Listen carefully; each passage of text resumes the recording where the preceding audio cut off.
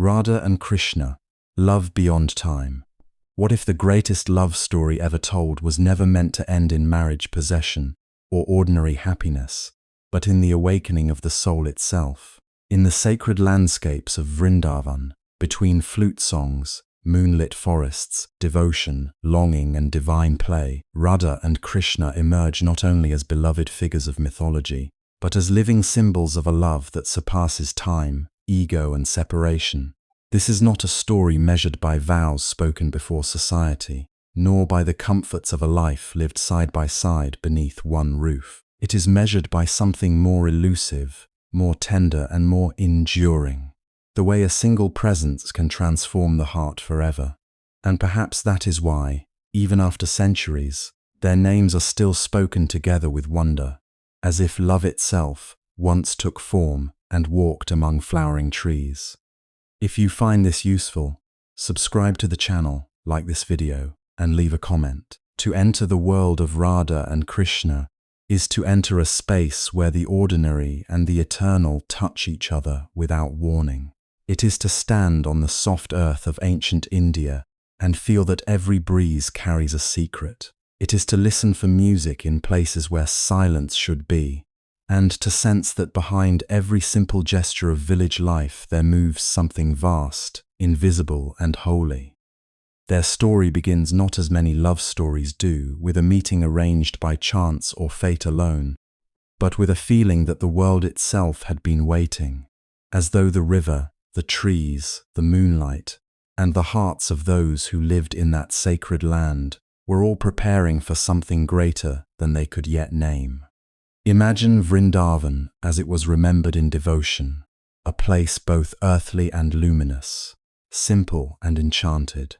The Yamuna River flows there like a dark ribbon of memory, gentle in some hours, shimmering in others, reflecting moonlight like scattered silver prayers. The air is rich with the fragrance of kadamba blossoms and wild jasmine.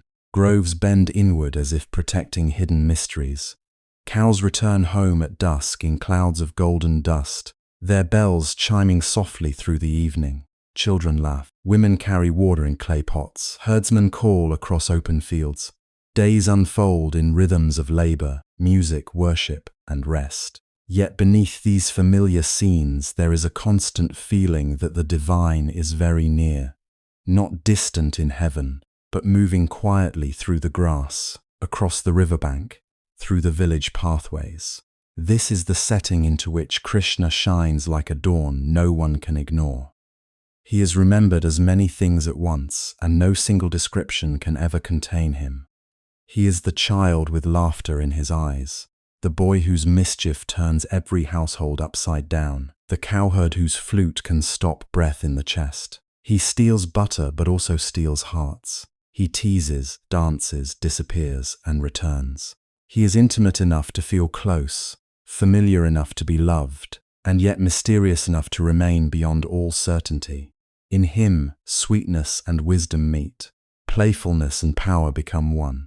Beneath the charm of his smile lives a consciousness as wide as the cosmos itself.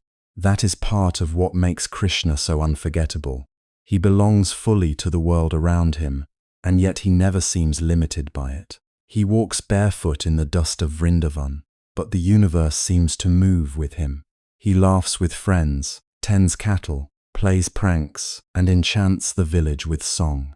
But this same beloved figure is also known as the divine itself, clothed in human nearness, so that love might become touchable. In Krishna, the infinite does not arrive with thunder and fear. It arrives with music, with beauty, with affection, with a glance that seems to know every sorrow before it is spoken. He is not merely adored because he is powerful. He is adored because he makes divinity feel personal, irresistible, and alive. And then there is Radha. If Krishna is the song, Radha is the listening heart that hears its deepest meaning. If Krishna is the call, Radha is the answer that rises from the soul before words are formed. She is not introduced as a figure of passive admiration, but as a presence of astonishing depth, sensitive, yes, but never weak, devoted but not diminished, tender, yet inwardly strong. In many tellings, She is the one through whom love reveals its purest intensity, because what she feels is not fleeting attraction, not curiosity, not a passing sweetness carried by youth. What she feels is total. Love enters her not as an emotion among others, but as a force that reorders existence itself. Radha's greatness lies in the way she receives love with her whole being. She does not stand at a distance, measuring what can be gained or lost. She does not approach Krishna merely as one beautiful soul might approach another. She responds as though something ancient within her has finally remembered its source. In her, devotion becomes luminous. Longing becomes sacred. Even silence becomes eloquent. She feels deeply, but depth in Radha is not fragility alone. It is courage. It is the strength to remain open before a love that cannot be controlled, defined, or secured in ordinary ways. It is the strength to let the heart become vast enough to hold joy and ache at once. This is why Radha and Krishna endure not only as characters in a cherished tradition, but as eternal symbols. Together they speak to something hidden in human experience, something many people feel but rarely know how to express. The desire to be seen completely, the ache to belong to something greater than the restless self, the mysterious recognition that the truest forms of love do not simply comfort us. They change us. They break old boundaries. They unsettle the familiar shape of life. They ask us to move beyond possession and into surrender, beyond pride and into wonder.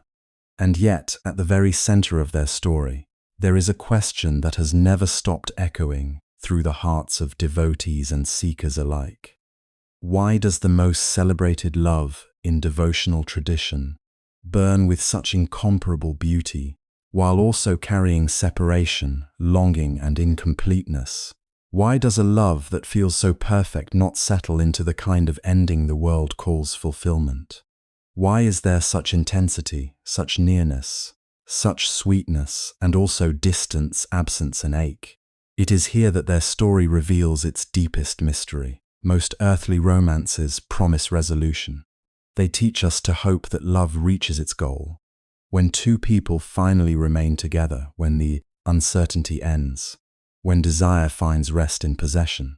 But the love of Radha and Krishna moves according to another law. It blossoms in closeness, yes, but also in yearning. It becomes brighter not despite separation, but through it. The pain of distance does not erase love. It unveils its true scale. In longing, the heart discovers how boundless devotion can become.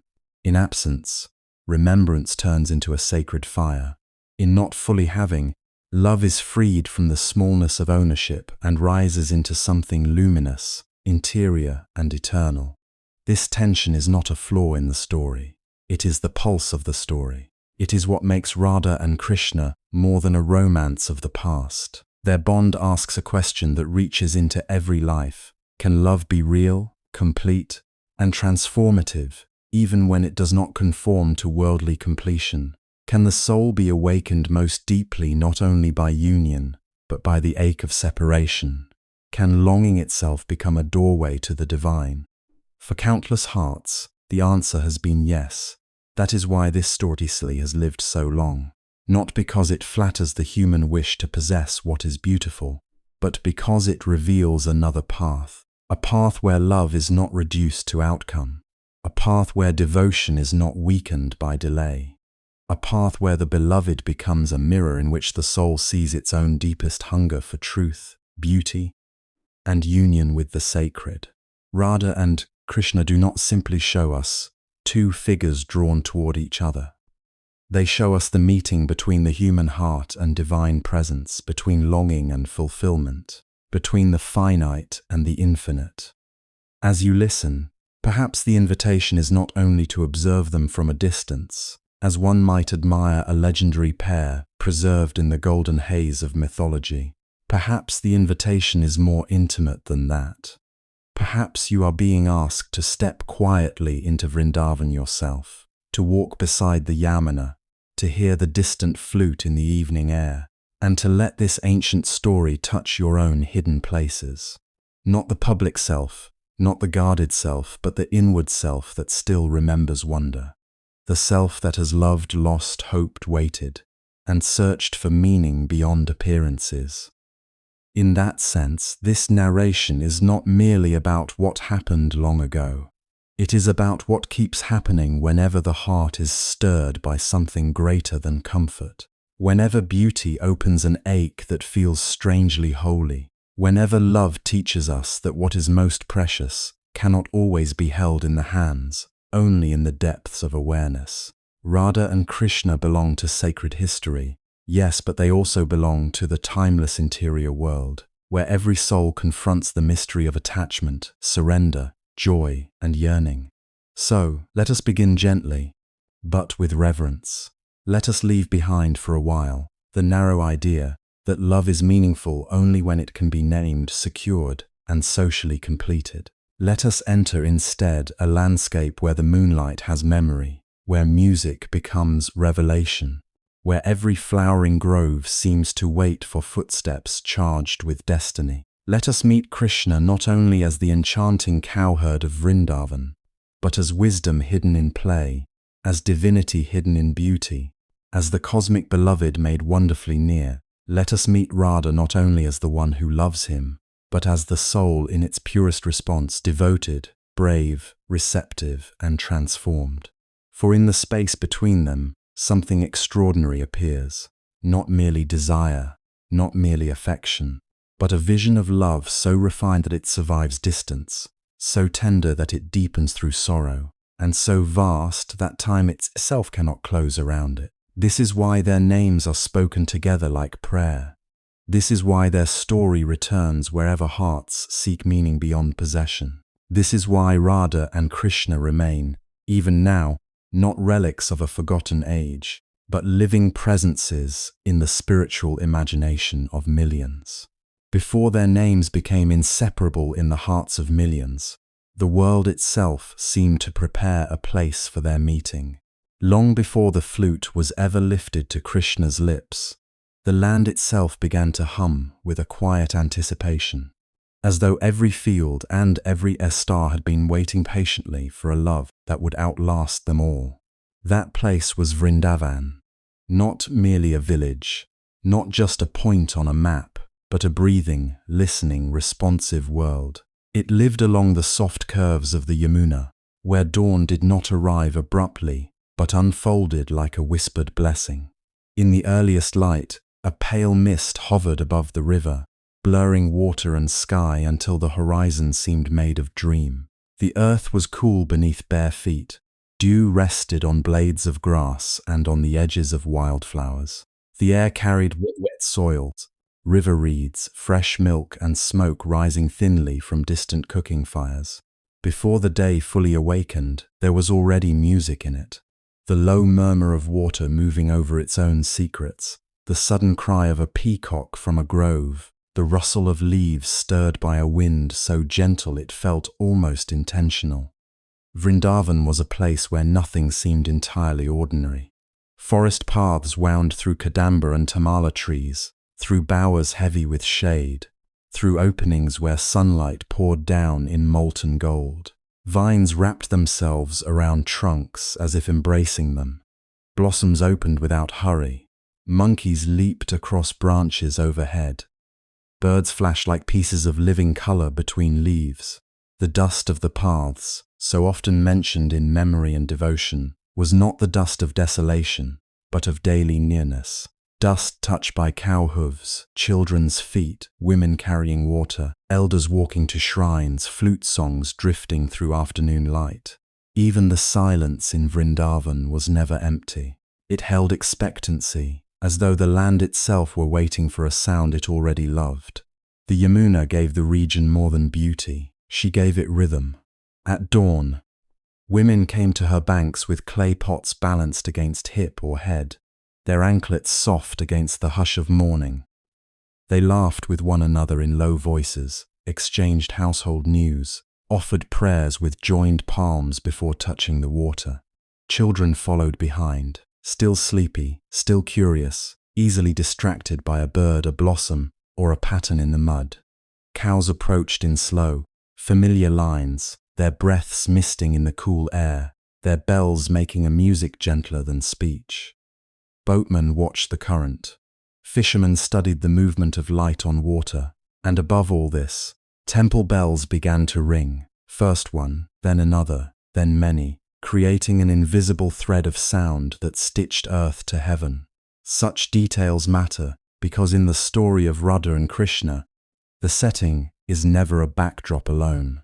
Vrindavan is sacred, not simply because divine events are said to have happened there, but because everything in it seems capable of receiving the divine. It is a field of contact, a threshold world, where the visible and invisible meet so naturally that one barely notices the seam. The river is a river, and yet more than a river.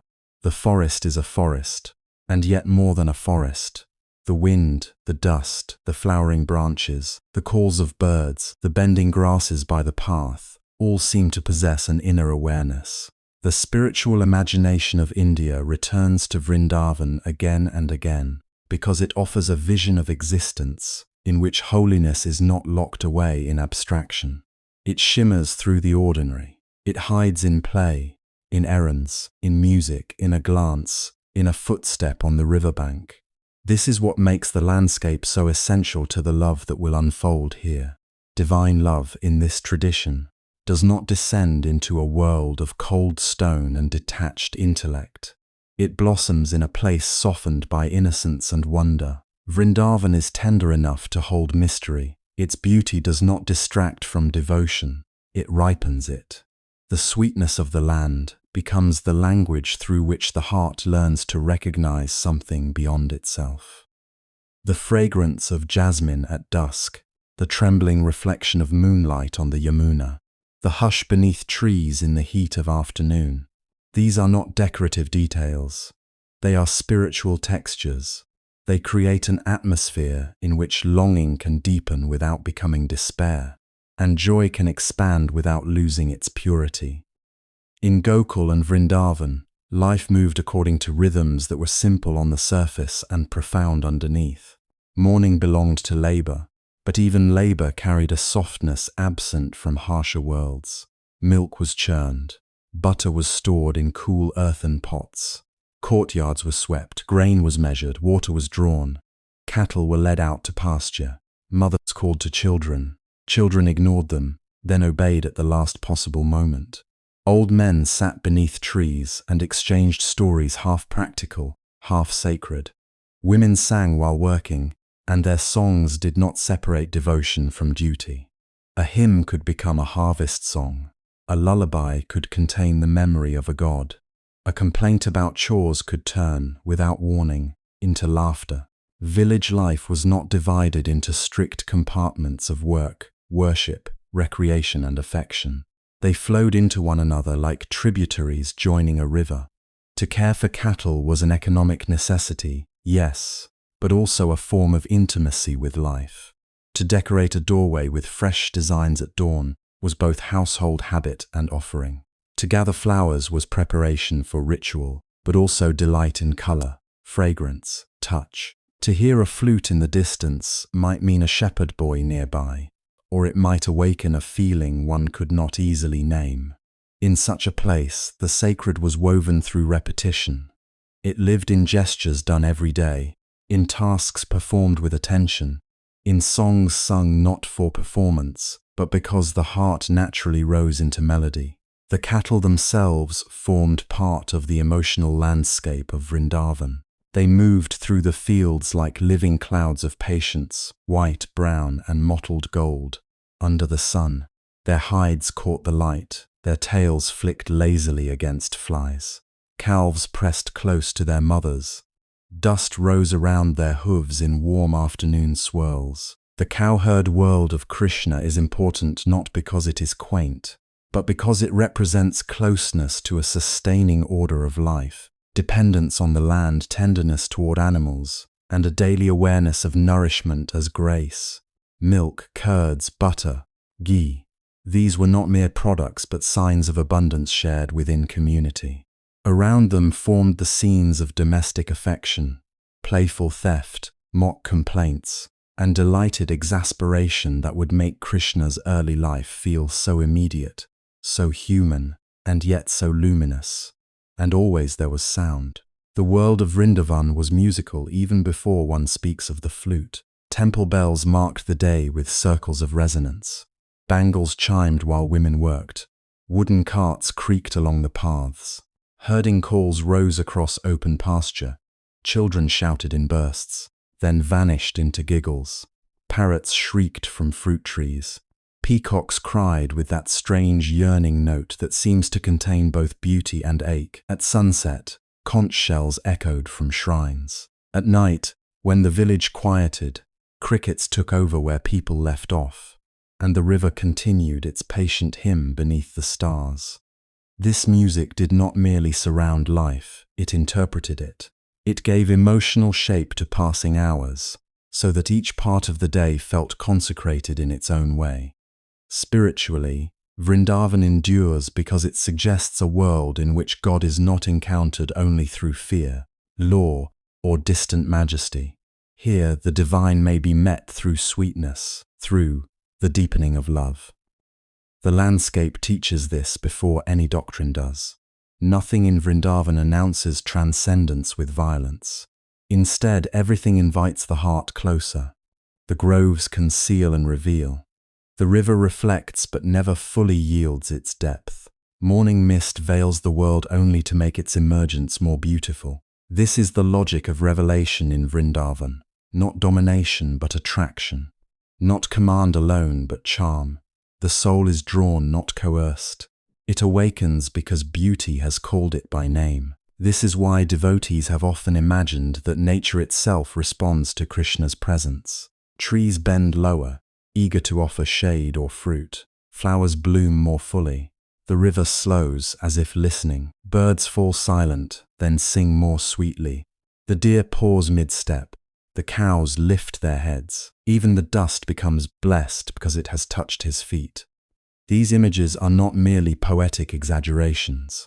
They express a theological intuition that when the divine enters the field of ordinary life, reality does not remain neutral. It becomes alert. Creation recognizes what forgetful minds do not. The natural world, still innocent in ways human beings often are not, responds immediately to beauty, joy, and sacred presence. In this sense, Vrindavan is almost a witness before it is a setting. It sees, it keeps memory, its riverbanks hold the echo of conversations and songs. Its trees become guardians of hidden meetings. Its moonlit clearings preserve the tenderness of footsteps. The land itself seems to participate in devotion. To speak of Radha and Krishna, apart from Vrindavan, would be like trying to speak of fragrance apart from the flower. Their love is not floating in abstraction. It is embodied in this soil, this season, this light, this music of village and forest together. The emotional truth of their story depends on this world being alive enough to receive it. And yet Vrindavan is not idealized because it lacks hardship. Villagers still worried, worked, grew tired, protected what they loved, and endured the vulnerabilities of human life. That too matters.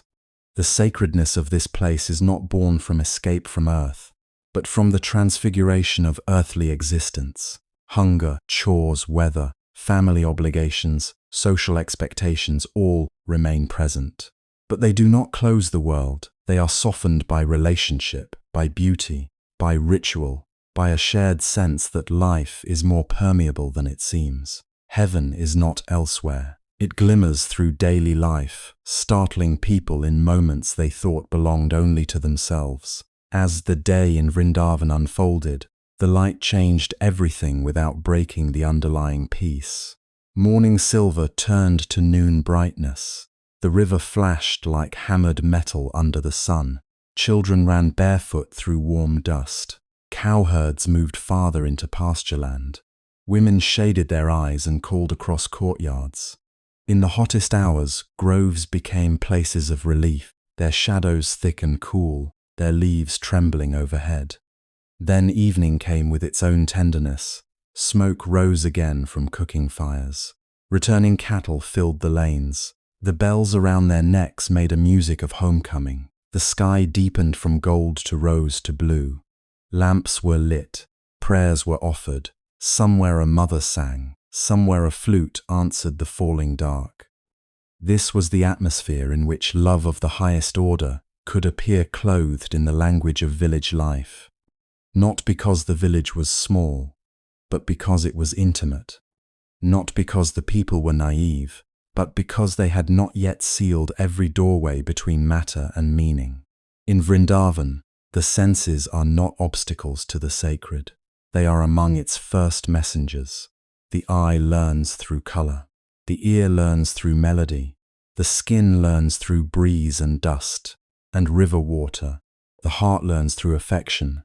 And slowly, all these begin to converge into a single recognition that there are presences in the world one does not merely observe, but love.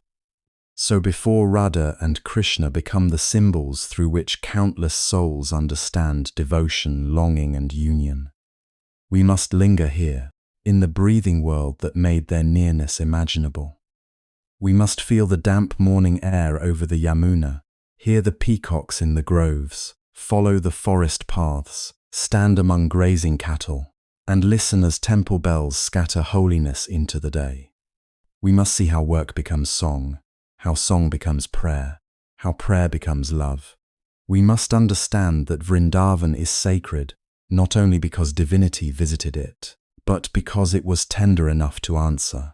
And at the luminous center of this enchanted world stood a child whose smile already carried the weight of eternity. Even those who did not yet know his name could feel that something ancient had returned to walk once more among ordinary things, wrapped for a while in the softness of infancy.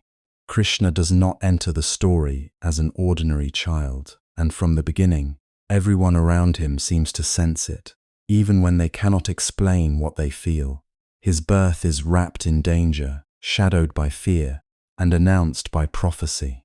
Before he is cradled in loving arms, he is already the answer to a tyrant's terror. In the city of Mathura, King Kamsa rules with the restless cruelty of a man haunted by his own fate. He has heard the prophecy that the 8th child of his sister Devaki will bring about his destruction, and from that moment love itself becomes a threat in his eyes. Devaki and her husband Vasudeva are imprisoned. Their children are taken from them. Joy is forced to live under watch, and motherhood is made to tremble. And yet destiny moves quietly even through iron bars. When the night of Krishna's birth arrives, it is not only a night of sorrow, it is a night of impossible stillness, as though the world itself is listening. The child is born in the prison cell, but he is no helpless symbol of despair. Tradition remembers that in that first moment, he reveals a divine form, radiant, majestic, carrying the signs of the eternal. He comes not merely as a baby, but as one who already belongs to another scale of reality. Then, at the plea of his parents, the vision softens. Majesty folds itself into infancy. The infinite becomes small enough to be held. What follows feels like both miracle and tenderness. The prison doors open, the guards fall into deep sleep. Vasudeva lifts the newborn child and steps into the storm. The Yamuna swells in the rain, dark and dangerous, but the river makes way. Above him, the serpent Shesha spreads his hood like a sheltering canopy, protecting the infant from the downpour. It is one of those images that never leaves the sacred imagination. A father carrying his son through the night, not fully knowing the measure of the one in his arms. The world itself bending in reverence around that fragile, hidden journey. Across the river in Gokul, another child has just been born to Yashoda. In the quiet mystery of divine arrangement, Vasudeva exchanges the infants and returns before dawn. Krishna, the child of prophecy, is placed in the home of cowherds. He will grow not in a palace but among mud paths, open fields, lowing cattle, laughter, scolding, milk, and song. The one destined to confront kings first learns the language of village affection. This matters, for Krishna's divinity does not remain distant. It enters ordinary life. It lets itself be fed, bathed, chased, adored. And perhaps this is one of the deepest wonders of him, that greatness does not separate him from intimacy, it intensifies it. In Gokul and later in Vrindavan, Krishna's early years unfold like a stream that glitters differently each time the sun touches it. He is beautiful, yes, but not in a cold or formal way. His beauty is alive, mischievous, disarming. He draws people toward him before they have words for why. His eyes seem too knowing for a child, his laughter too free, his presence somehow larger than the little body that runs barefoot through the dust. He belongs completely to the village and yet never entirely to it. He is Yashoda's son, Nanda's delight, the companion of cowherd boys, the constant troublemaker of the household women, and still, behind every familiar gesture, something immeasurable glimmers. The stories of his butter theft are beloved for a reason. They are playful on the surface, almost domestic in their charm. Krishna sneaks into homes, reaches for pots hung high from the ceiling, conspires with his friends, breaks curds, steals butter, feeds monkeys, and leaves behind a trail of chaos so endearing that anger can hardly survive it. The women of the village march to Yashoda with complaints, but their irritation is never untouched by delight. They come to accuse, and in the telling they become poets. They speak of his tricks, his lies, his dancing eyes, his shameless innocence. They say he steals, but somehow what he takes from them is never only butter. He takes their attention, their annoyance, their affection, their certainty that they are in control of their own hearts. There is a tenderness hidden in these tales that goes far beyond mischief. Butter is the essence drawn from milk, something churned slowly, lovingly, by hand.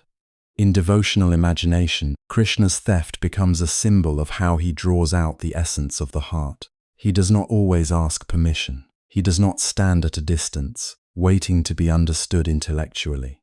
He enters, he overturns, he charms, he claims what is most precious. The village women may lock their doors and hide their stores, but no barrier seems able to keep him out. Love, in Krishna's presence, is not sterile or orderly. It is invaded, awakened, softened into generosity. Yet he is not sweet only in the sheltered space of the home. He is also fearless in the wildness of the world. As a young boy among the cowherds, Krishna moves through forests, riverbanks, and pasturelands with an ease that reassures everyone around him, even when danger approaches.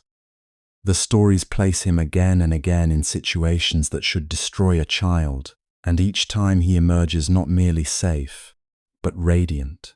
Demons sent by Kamsa come in many forms because evil rarely arrives wearing its true face.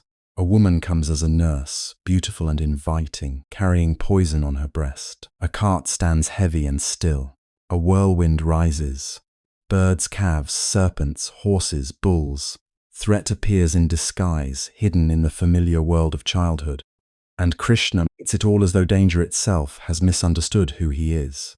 As an infant, he drinks the life out of Putana, the demoness who comes to kill him, and in some retellings, even grants her liberation. As a baby, he kicks and shatters the cart demon. As a child, he is carried into the sky by the whirlwind Trinavata and returns untouched. Again and again, the village is thrown into shock. How can this little boy survive what no one else could? How does disaster arrive at his doorstep only to leave transformed? Those who love him are relieved, but their relief is threaded with bewilderment. They want to gather him to their chests, to protect him from every harm. Yet the pattern keeps reversing itself. He is the one who protects. Still, the emotional power of these stories lies in the fact that those around him do not stop loving him as a child. Yashoda does not become a theologian. She remains a mother. She worries, scolds, feeds, bathes, and embraces. When she hears of his adventures, her heart races not because she sees a god displaying power, but because she sees her son narrowly escaping danger. This is one of the most moving tensions in Krishna's early life. The divine reveals itself, but love keeps translating it back into nearness. Even miracles are absorbed into relationship. Nowhere is this more touching than in the famous moment when Yashoda looks into Krishna's mouth. The story begins in such a simple way. The boys complain that Krishna has eaten dirt. Yashoda, with all the practical concern of a mother, demands that he open his mouth. It is an ordinary scene, almost comical. But when he does, she sees not soil on a child's tongue, but the universe itself, worlds upon worlds. The sky, the elements, all beings, all directions, the very fabric of existence contained within him. For a moment, the domestic world cracks open and eternity shines through. It is difficult to imagine the feeling of that instant. Certainly fear, perhaps, disorientation, a love so intimate suddenly confronted with boundlessness. The child she carries, disciplines and kisses, contains what cannot be contained. And then, just as quickly, the veil returns. Maternal affection closes over metaphysical terror. She does not remain frozen in cosmic vision. She goes back to loving him. This too is sacred, not because the revelation was unreal, but because love proves capable of holding what the mind cannot sustain. There is another scene, equally beloved, that reveals the paradox of Krishna with extraordinary softness. Yashoda tries to bind him to a mortar after one of his mischievous episodes. The ropes are always 2 fingers too short. No matter how many she joins together, they do not fit. Here again the symbolism is luminous. The infinite cannot be bound by the finite. And yet, eventually, he allows himself to be tied. The one beyond measure accepts the cord of a mother's hand. In that image, devotion finds one of its most tender truths. God is not conquered by force or argument, but yields to love. Among his friends, Krishna is something different again. With the cowherd boys, he is laughter in motion. He runs with them, grazes cattle with them, invents games, shares meals, wrestles, jokes, and wanders through the forest as though joy itself has taken human form. There is no stiffness around him. He does not demand reverence before affection. He invites closeness. His friendships feel free, easy, full-bodied. Yet even there, moments arise when the ordinary cannot fully contain him. He subdues the serpent Kalia in the poisoned waters of the Yamuna, dancing upon the serpents' hoods, while the village watches in despair and wonder. He lifts Govardhan Hill to shelter the people from Indra's storm, turning a mountain into an umbrella and collective fear into collective refuge. These are not merely displays of supernatural power. They reveal something about how Krishna is loved. When danger comes, every heart turns toward him instinctively. Not because they have solved the mystery of his nature, but because dependence has become natural in his presence. The villagers trust him before they understand him. They complain about him, laugh at him, chase him, gossip about him. And then, when darkness gathers, they look for him. He has become the center of emotional gravity. Around him, people feel more vividly, more protective, more joyful, more vulnerable, more honest. He draws hidden feeling to the surface. That may be one of the most important things to understand about Krishna before Radha enters fully into the story. His enchantment is not drama. It is a force that reveals the heart to itself. In his presence, affection deepens into devotion, and daily attachment becomes something more luminous.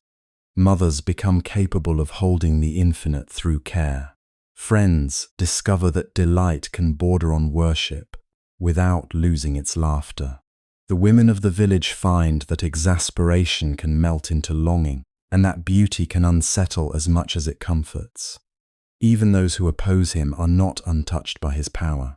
Kamsa's hatred is itself a kind of dark fixation, proof that Krishna cannot be ignored by any soul he enters. And so the child of Vrindavan grows in 2 directions at once. He grows downward into intimacy, into the smallest gestures of human closeness, shared food, stolen butter, muddy feet, affectionate teasing, a mother's embrace. And he grows outward into divinity, into revelation, protection, cosmic form, and the quiet certainty that the universe moves according to a purpose larger than fear. He is boy and god, mischief and majesty, sweetness and sovereignty. To reduce him to only one side is to lose the mystery that makes him beloved. This is why Krishna's early presence matters so deeply. Before he becomes the flute player of unbearable longing, before he becomes the center of love's most exquisite ache, he must first be known as the child who entered people's lives completely, not from above, but among them, not demanding distance, but awakening closeness. His divinity does not erase his humanity. It makes every human bond around him glow with greater meaning. And his humanity does not diminish his divinity. It makes the eternal feel touchable, hearable, dear. In him, the villagers encounter a truth they do not learn through doctrine. They learn it by loving him, by feeding him, searching for him, laughing at him, worrying over him, calling his name at dusk when the cattle return. They learn that the sacred may arrive in forms so intimate that one almost misses the miracle. They learn that wonder does not always thunder from the sky. Sometimes it steals butter, smiles when accused, and opens its mouth to reveal the stars. Yet the story of divine enchantment is incomplete until the heart appears that can receive it fully. Every myth of wonder needs a mirror deep enough to hold its light without breaking. And it is here, at the edge of that need, that the story turns toward her. That heart is Radha. To speak of Radha only as the beloved of Krishna is to speak too little. It is like calling the moon a lamp, or the river merely water. She belongs to the world of Vrindavan, yes, to its dust paths and flowering groves, to the rhythm of milk pails, grazing cows, swinging doors and evening songs. She moves within the same pastoral world as everyone else, surrounded by family, companions, duties, customs, and the tender constraints of village life. But even there, even among the familiar gestures of ordinary days, something about her seems touched by another order of knowing. She is present, deeply present, and yet inwardly listening for something no one else can quite hear. Her grace is not only in beauty, though tradition remembers her as radiant. It is in the way she carries herself, in restraint without coldness, in warmth without carelessness. There is a steadiness in her, a quiet dignity that does not need to announce itself. She is not drawn in loud colors. She is drawn in subtleties. The one whose silence speaks, whose kindness notices what others overlook, whose gaze can soften or deepen a moment without a word. In the life of the village, she is neither removed from others nor dissolved into them. She belongs. And yet she remains somehow inwardly distinct, as though part of her life is unfolding in a chamber no one can enter. Radha is often imagined among the other young women of Vraja, sharing in their work, their laughter, their confidences. She knows companionship and she gives it. She is not a figure made holy by isolation. Her tenderness is relational. She knows what it means to care, to wait, to listen, to remember. She understands the bonds of affection that weave a community together. But there is also in her an emotional depth that turns every simple feeling into something luminous. Joy in her is not shallow delight. Sorrow in her is not mere sadness. Hope is not impatience. Longing is not weakness. Everything she feels seems to descend to a deeper source and rise again transformed. That is why her love, when it awakens, never feels passive.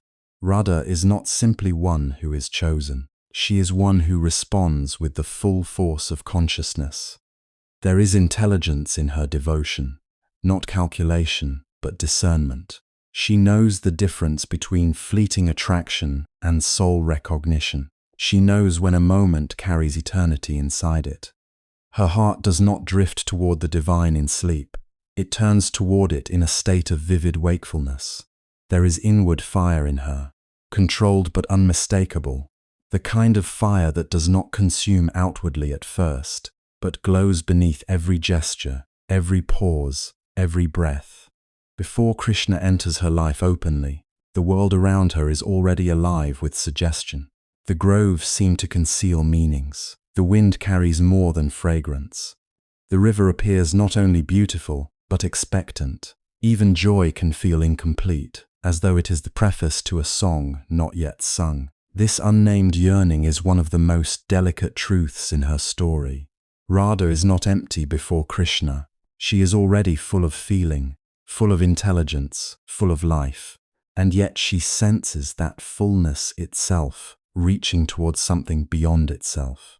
She is not waiting because she lacks a self. She is waiting because the deepest part of the self knows it was made for communion. This yearning does not always arrive as sorrow. Sometimes it appears as a strange tenderness toward the world, a sense that every ordinary thing is carrying a secret. Sometimes it comes as restlessness in moments that should be peaceful. Sometimes as a sudden stillness, as though the heart has paused to hear a distant call. To those around her, Radha may appear composed, dutiful, even serene. But inwardly there is movement, a hidden current, a question without language, a thirst not born of deprivation but of intuition. She feels, before she can name it, that love is not merely an emotion one falls into. It is a truth one remembers. And this is why Radha holds such a singular place in devotional imagination. Over centuries, poets, saints, singers, and mystics have seen in her far more than a heroine of romance. They have seen the highest emblem of bhakti, the soul's complete capacity to love the divine without reserve, without bargaining, without self-protection.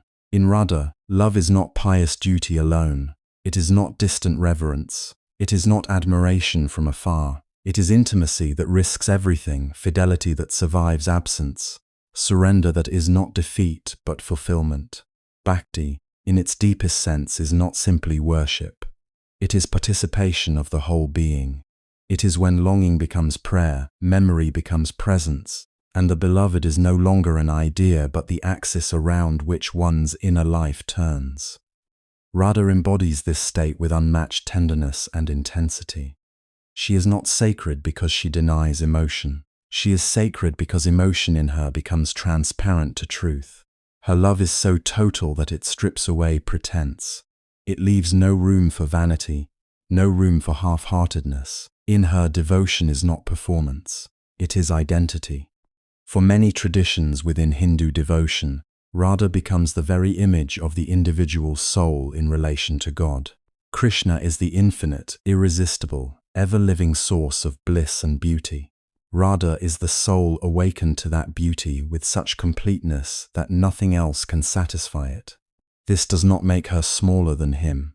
In many devotional streams, it makes her immeasurably profound.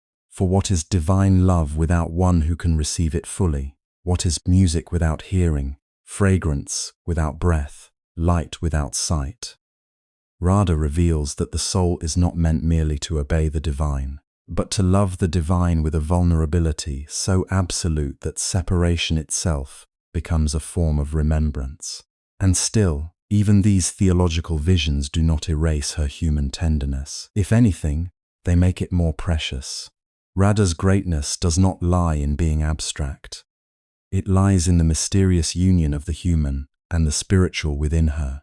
She feels deeply, and therefore she can reveal depths of devotion that colder souls cannot reach. Her sensitivity is not fragility alone, it is power. It is the power to be moved, to be changed, to be pierced by beauty and not turn away. Such openness is costly. It means one cannot remain untouched. But in the language of devotion, to remain untouched is not safety. It is loss. Within the pastoral world of Vrindavan, where life is measured by seasons, moonrise, monsoon, harvest, and song, Radha becomes the point at which the everyday opens into the eternal. She may stand among companions gathering flowers, and yet her presence alters the atmosphere. She may walk familiar paths, but in her the path becomes pilgrimage. She may hear the chatter of village life, but somewhere beneath it she is listening for a single note. Her inwardness does not separate her from the world. It makes the world more transparent. Through her, we begin to understand that divine love does not only descend from heaven, it also rises from the soul in answer. There is often a misconception in love stories that intensity belongs to impulse, that depth belongs to suffering alone. Radha overturns both ideas. In her, intensity belongs to awareness. She does not love because she is carried away by fantasy. She loves because she recognizes reality at its most beautiful and most demanding. The beloved, when truly seen, asks for everything, not through command but through truth. Radha's heart is capable of that answer. This is why she is remembered not merely as Krishna's counterpart, but as his perfect resonance, the inner response that reveals the full meaning of his presence. Long before words pass between them, the possibility of recognition is already ripening.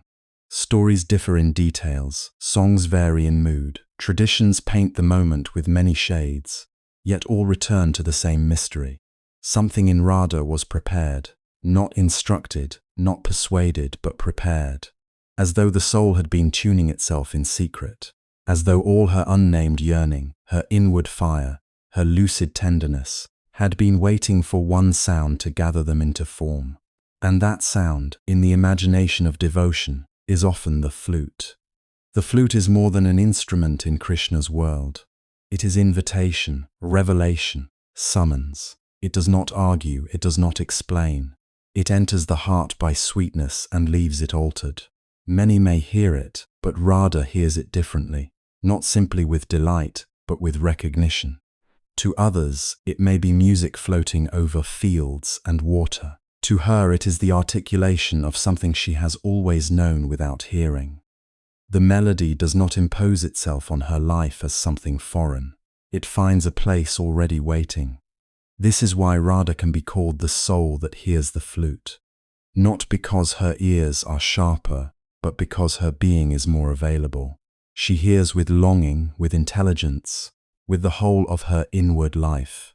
The note reaches where speech cannot. It touches the chamber of unnamed desire and gives it meaning.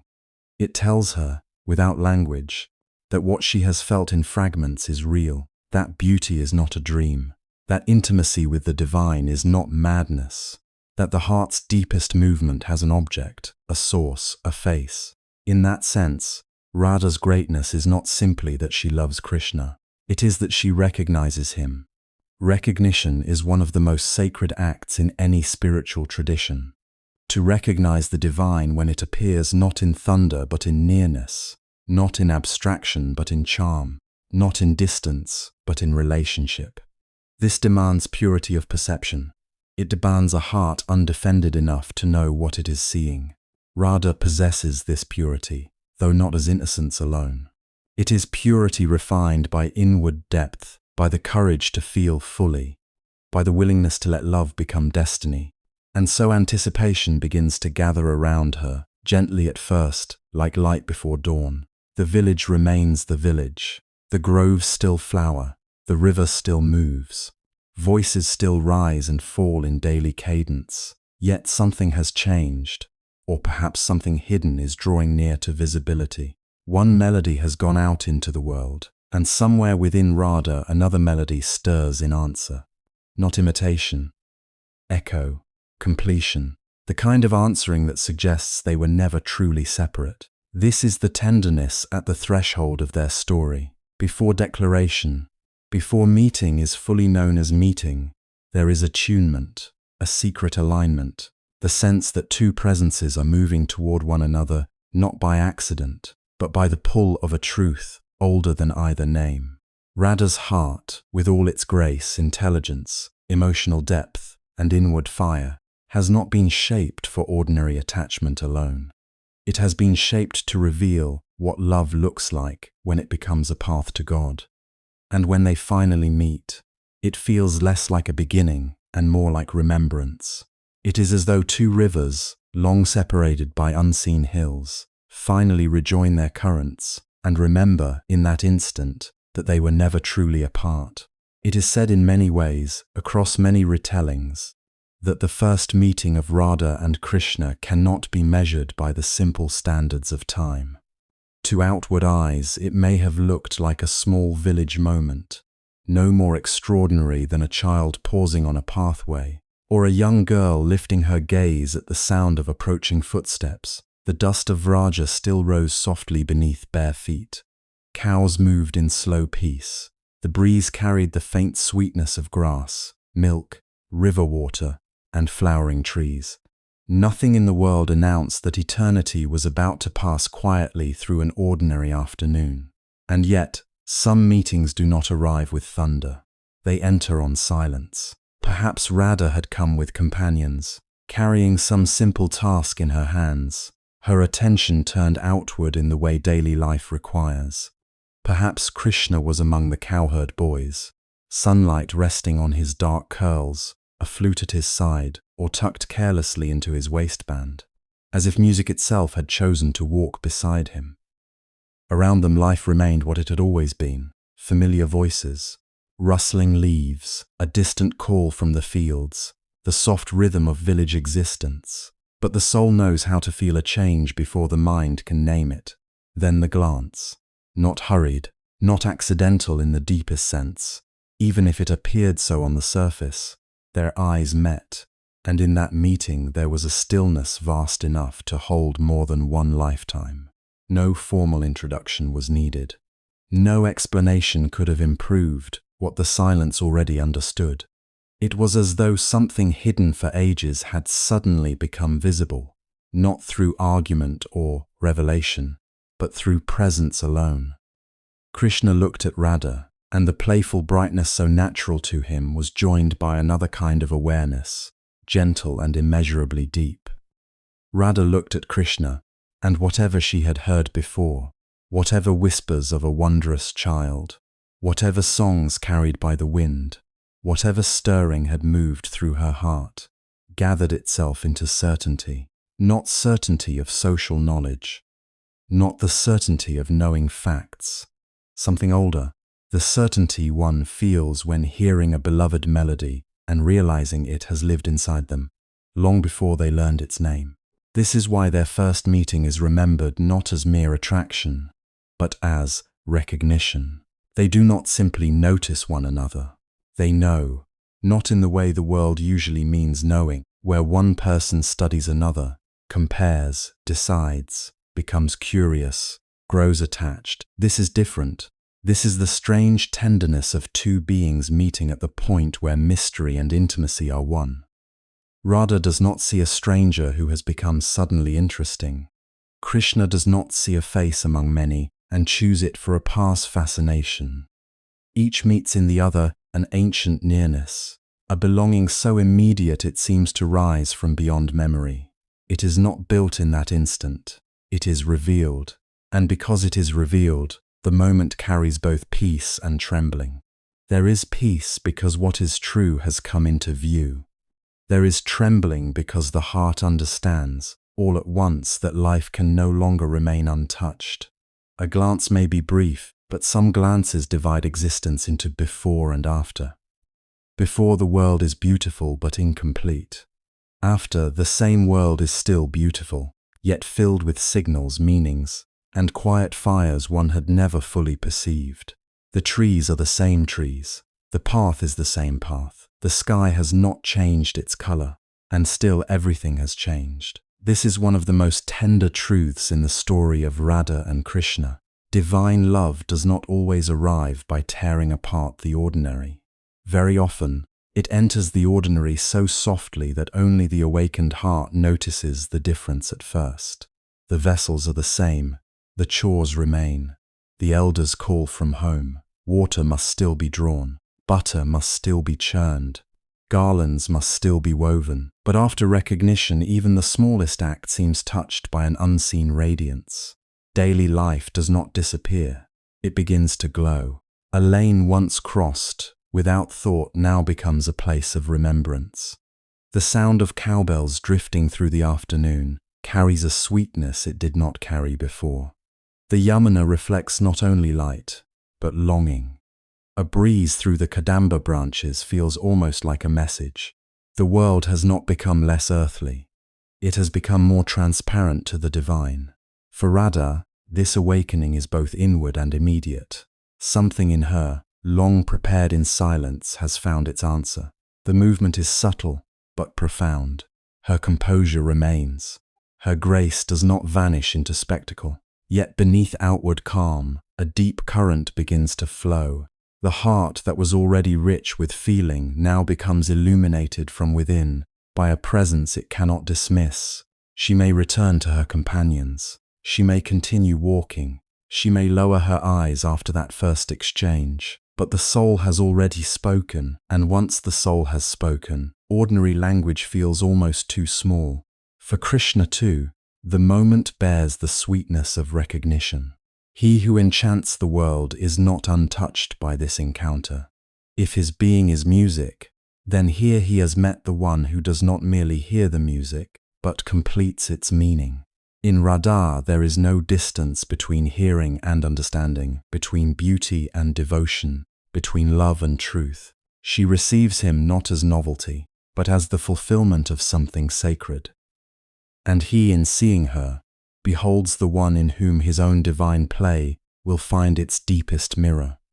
There is a reason so many hearts have lingered over this meeting. It carries a mystery larger than romance, though romance lives beautifully within it. Their bond is magnetic, yes, but not because it is impulsive. Its power comes from the sense that it has always existed, waiting only for the right moment to become visible in the world. Like the moon reflected in water, it may appear suddenly to the eye, yet it was already present in the sky. Silence becomes very important here.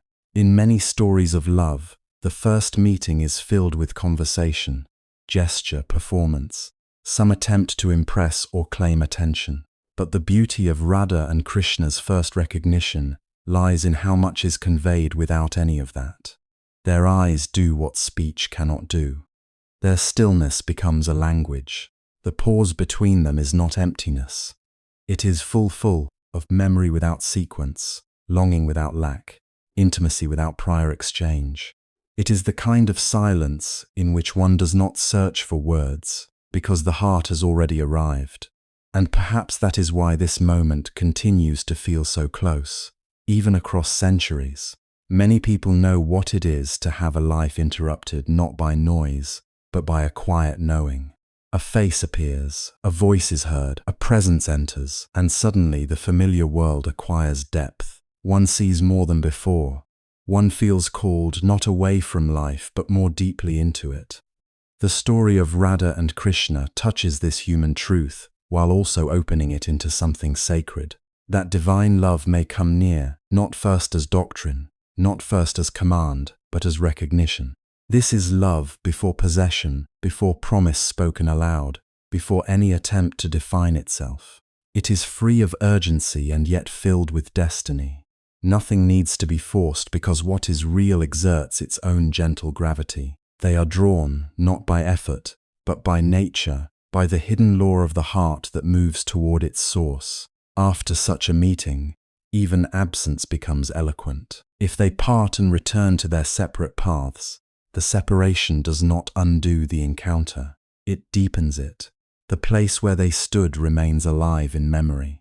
The eyes continue to remember what they saw. The heart replays the stillness and finds in it an inexhaustible meaning. Radha may go home carrying water, flowers, or unspoken thoughts, but something of Krishna's presence moves with her.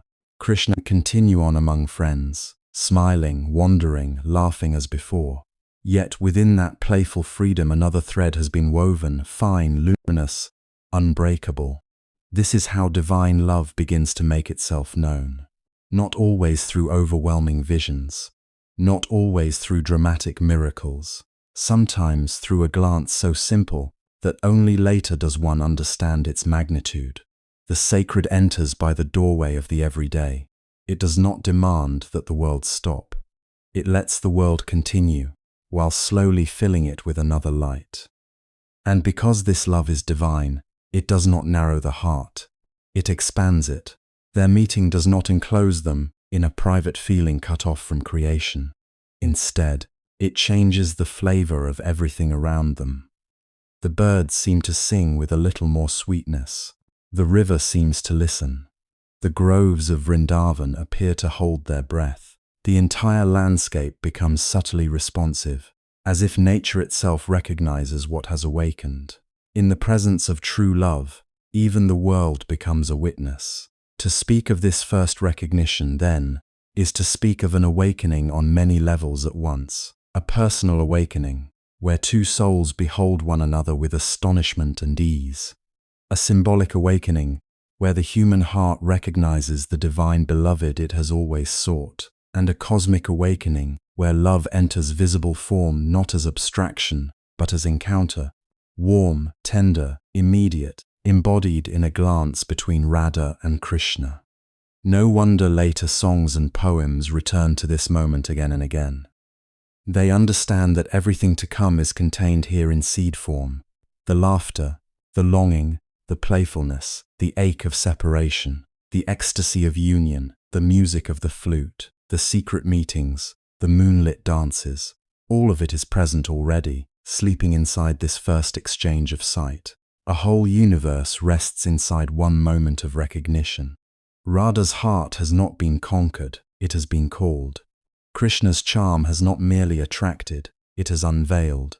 Between them there is no ordinary beginning, because what opens is not an arrangement of affection, but the revelation of an eternal relationship. Their eyes meet, and what passes between them is more than emotion, though emotion flows richly from it. It is remembrance. It is consent without speech. It is the soul saying yes to what it has always, in some hidden way, known. And so the village goes on around them. Feet keep moving. Voices resume. The day does not split open. No one looking casually from a distance may understand what has taken place. But beneath the soft continuity of Vraja life, a sacred current has begun to shine.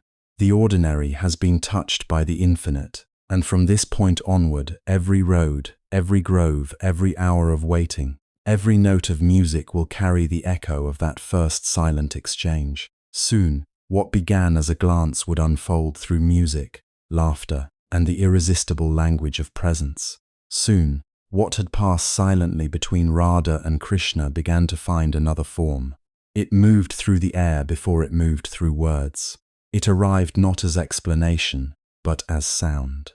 In the meadows of Vrindavan, where mornings opened gently over grazing cattle and evenings gathered blue around the trees, Krishna's flute became the voice of something no one could fully name, yet everyone could feel. When he lifted it to his lips, the world seemed to lean closer. The first notes did not merely travel outward. They entered.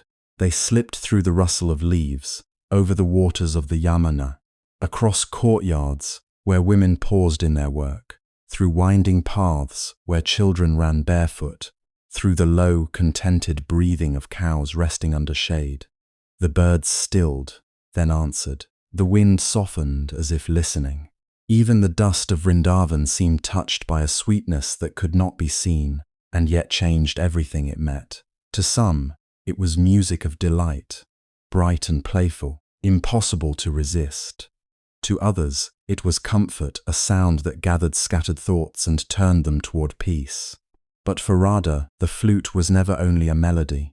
It was a summons, tender and irresistible. It did not call her away from life. It called her deeper into it, toward a truth hidden beneath every familiar task, every ordinary hour.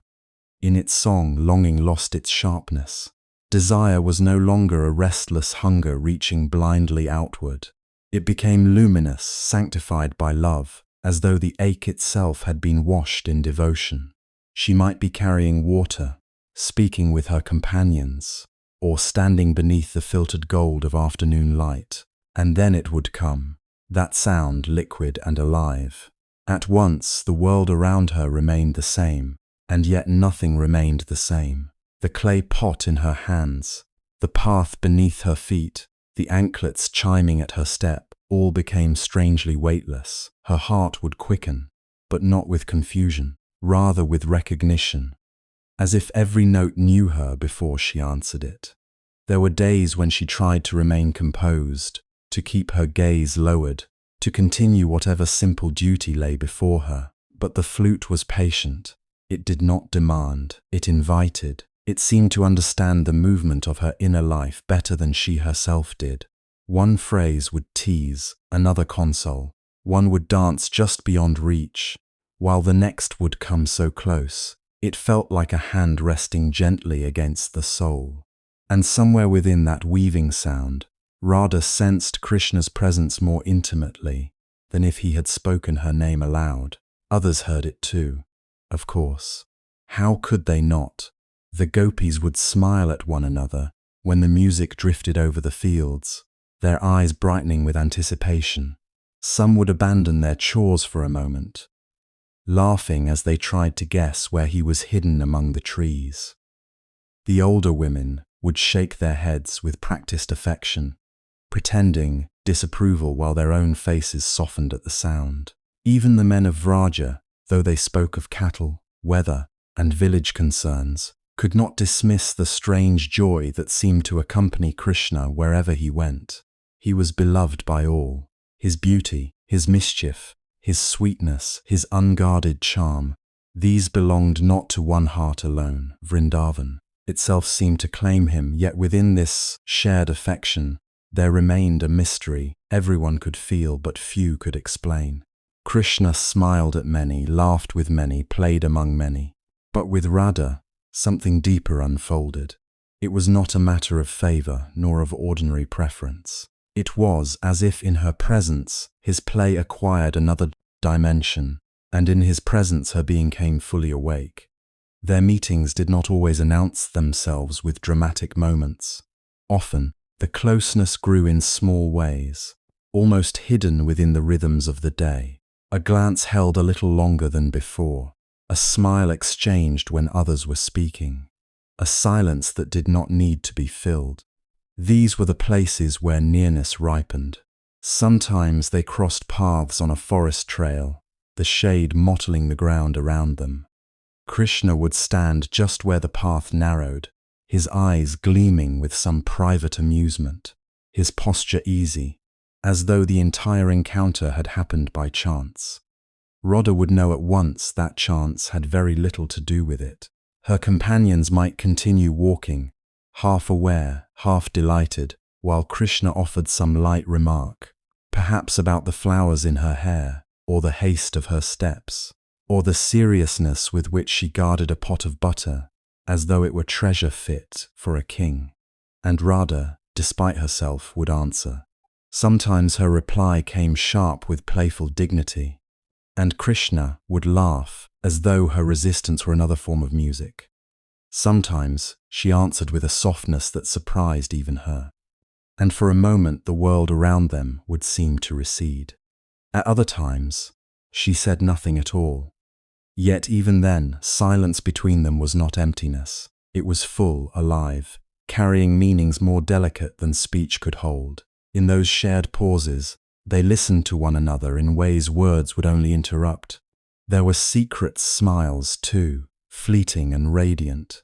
A gathering in the village, voices mingling, hands busy with festival preparations. Lamps being arranged as evening drew near. Across the space, Krishna would say something to another that made everyone laugh, but his eyes would search for Radha's response. And when she tried to hide her smile, when she turned away only to let it bloom where no one else could see, he would catch it. In that tiny exchange lived a whole conversation else could overhear. Their closeness also showed itself in attunement, subtle and profound. Krishna seemed to sense her mood before she spoke. If Radha arrived quiet, carrying some inward weight she could not name, his playfulness would soften. The flute would change. Its notes would lengthen, turning gentle, almost contemplative, as though he were making room for her unspoken sorrow. If she came bright with hidden joy, his energy would rise to meet it, and the music would dance with such effortless delight that even the trees seemed to sway. He did not merely attract her, he responded to her, and Radha, in turn, began to feel that her heart had become audible in his presence, as though nothing within her remained entirely concealed. This was the sweetness and the danger of it. For love, once awakened, does not remain where it began. It deepens. It enters chambers of the self long kept closed. What first came as delight now asks something more of Radha, not in command, not in force, but in the quiet inevitability of truth. She could no longer treat these encounters as passing moments, beautiful yet separate from the rest of her life. Krishna's presence had begun to gather all her moments into itself. The hours apart were no longer merely empty. They were charged with memory, anticipation, and an ache that was both painful and precious. She found herself listening even when no flute was sounding, as if the silence after the music had become another kind of music. She began to recognize how deeply he had entered her thought, her breath, her sense of time. Morning felt incomplete before some sign of him. Evening seemed to lean toward him. If she laughed, somewhere within, the laughter was the wish that he might hear it. If she felt troubled, the heart turned instinctively toward the place where his presence had once restored her. And yet this inward turning was not only longing for companionship, it was a transformation of consciousness. Through loving Krishna, Radha was being led beyond the boundaries of her familiar self. Joy became vaster, but so did vulnerability. She felt more alive than she had ever felt, and because of that, more open to trembling. To love him was to stand in brightness with nothing hidden. It was to discover surrender not as defeat, but as sacred yielding. The heart laying down its defenses because it had recognized the one before whom it need not pretend. At times this realization overwhelmed her. There were moments when she would sit apart from others, hearing distant voices, watching sunlight move across the grass, and wonder what had become of the girl who could once contain herself so easily. She had not been diminished, no, she had expanded, but expansion can feel at first like being undone. The old borders no longer held, feelings spilled beyond them. Memory, hope, fear, delight, trust. Everything had intensified, braided together by a love she could neither measure nor retreat from. Still, she did not wish to retreat. That was the quiet marvel of it.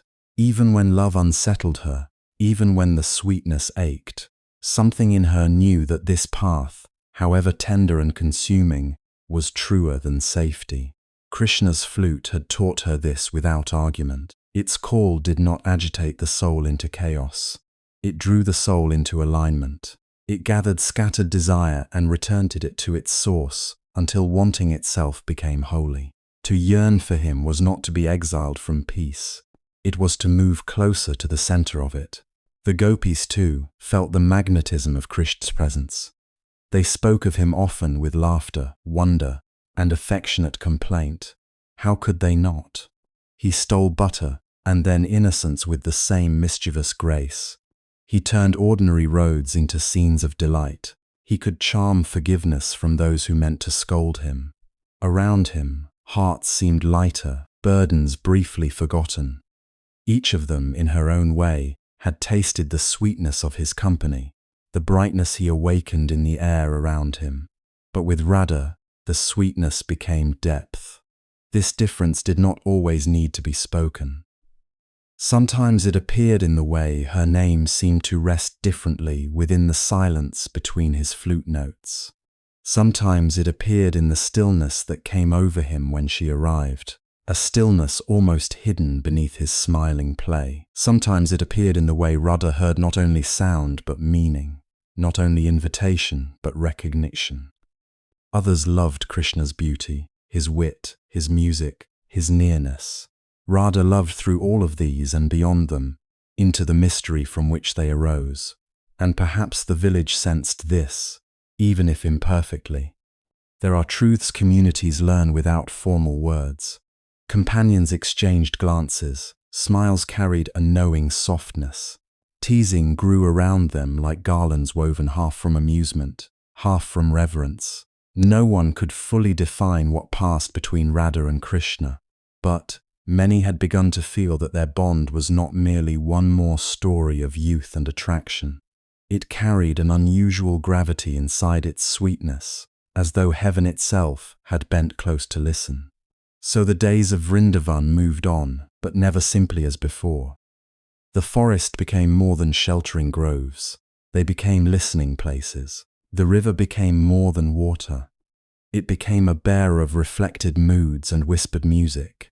The pathways between homes and pastures became threads in a larger design, drawn again and again by footsteps that seemed ordinary, yet were leading into revelation.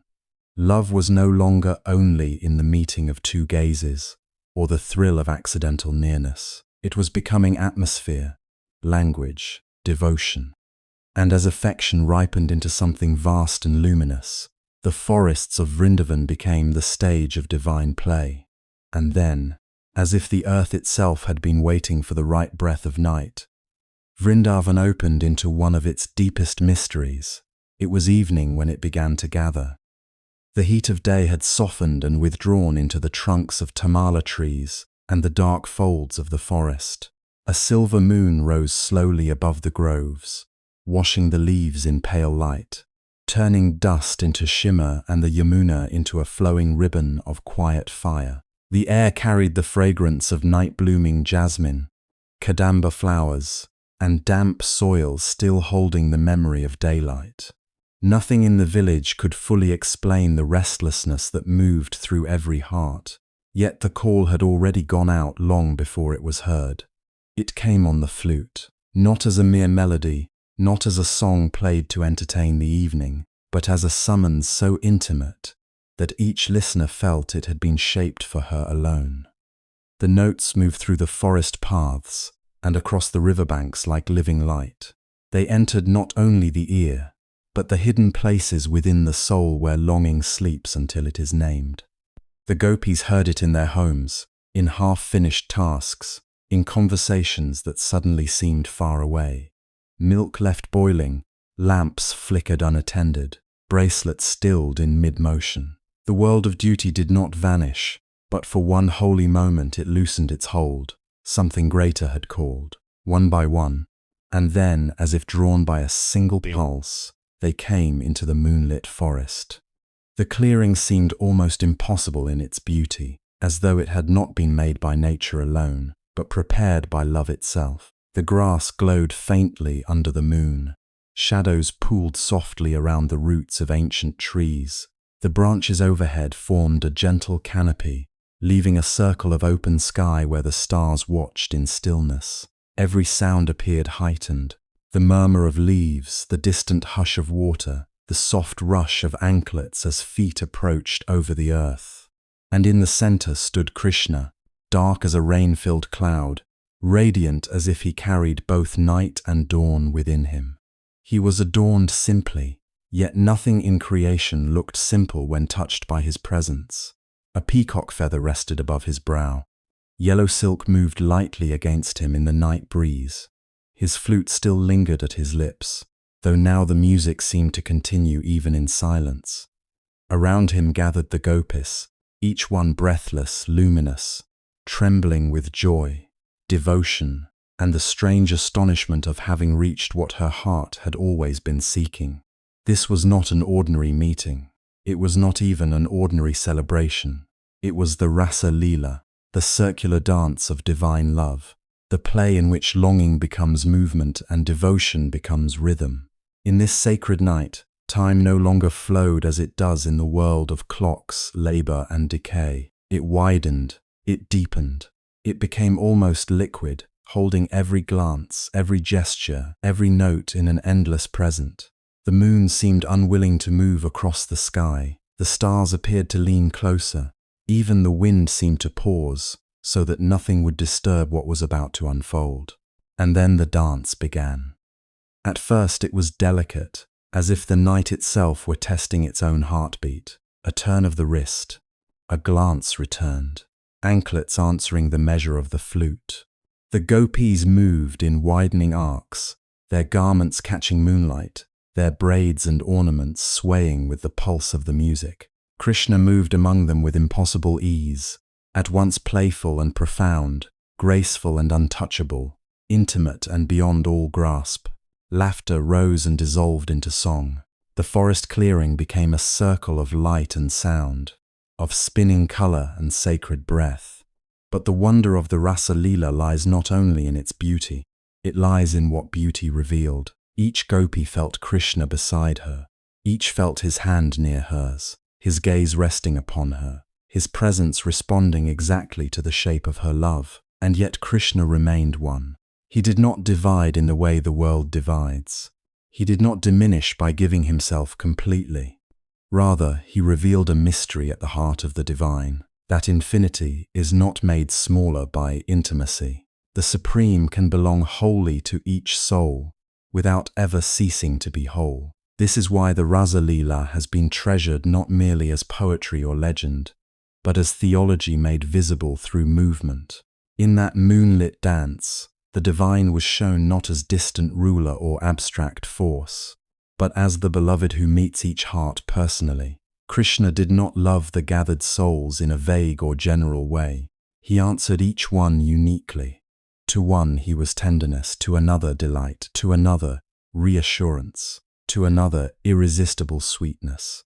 The dance said what philosophy often struggles to say, that the eternal knows every soul intimately, and that love from the divine is never impersonal.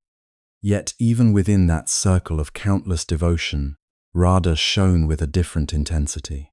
Her presence was not simply one among many. She was the deepest note within the song, the hidden flame within the radiance of the whole night. If the gopis embodied longing, Radha embodied its purest and most complete form. If they came drawn by love, she seemed made of love itself. There was in her nearness to Krishna a quality the others could sense but not replicate. Not because they were lesser in worth, but because Radha and Krishna shared a mystery of being that felt older than memory and deeper than expression. When Krishna looked toward Radha, the atmosphere changed. It was subtle and yet unmistakable. The playfulness of the dance remained, but beneath it there ran a current of absolute recognition. No introduction was needed between them, no explanation, no effort to become known. Their bond did not appear to begin in that moment. It appeared to reveal itself through that moment. In Radha, Krishna encountered the most complete mirror of divine love returned. In Krishna, Radha encountered the source toward which every breath of her being had always been turning. This is why so many traditions place her at the emotional center of the Rasa Leela, not because the others are excluded, but because Radha expresses its innermost secret. Divine love is infinite and available to all, yes, but there is also a highest intensity of devotion, a totality of surrender in which nothing remains outside the beloved. Radha stands for that state. Her love is not cautious, not negotiated, not divided between the sacred and the ordinary. It consumes and illumines everything. Through her, the Rasa Leela becomes more than celestial festivity. It becomes revelation of the soul's fullest capacity to love God. The circular form of the dance itself matters. A circle has no hierarchy of beginning and end, no hard edge where movement stops. It includes and gathers. It turns without breaking. In the Rasa Leela, the circle suggests the harmony of existence, when every being moves in relation to the divine center. Krishna is at once within the circle and beyond it, among the dancers, and also the source of the dance. The soul enters joy not by standing apart guarding itself or demanding control, but by consenting to that rhythm. To dance with Krishna is to let the self be reordered around love. And in that reordering, ego begins to melt. This is one of the most powerful meanings hidden in the sweetness of the scene. The gopis do not come to assert themselves. They come because something truer than self-importance has awakened in them. In the presence of Krishna, vanity becomes unbearable, comparison becomes meaningless, and possession loses its charm. What remains is longing purified into offering. The dance is ecstatic not because it flatters desire, but because it transforms desire into communion. Each movement says, I am no longer the center of my own world. I move because you move me. I exist most fully in relation to you. That is why the Rasa Leela has often been understood as a map of spiritual life. Every soul is, in some hidden way, one of those dancers in the night forest, hearing a music the world around it cannot fully hear.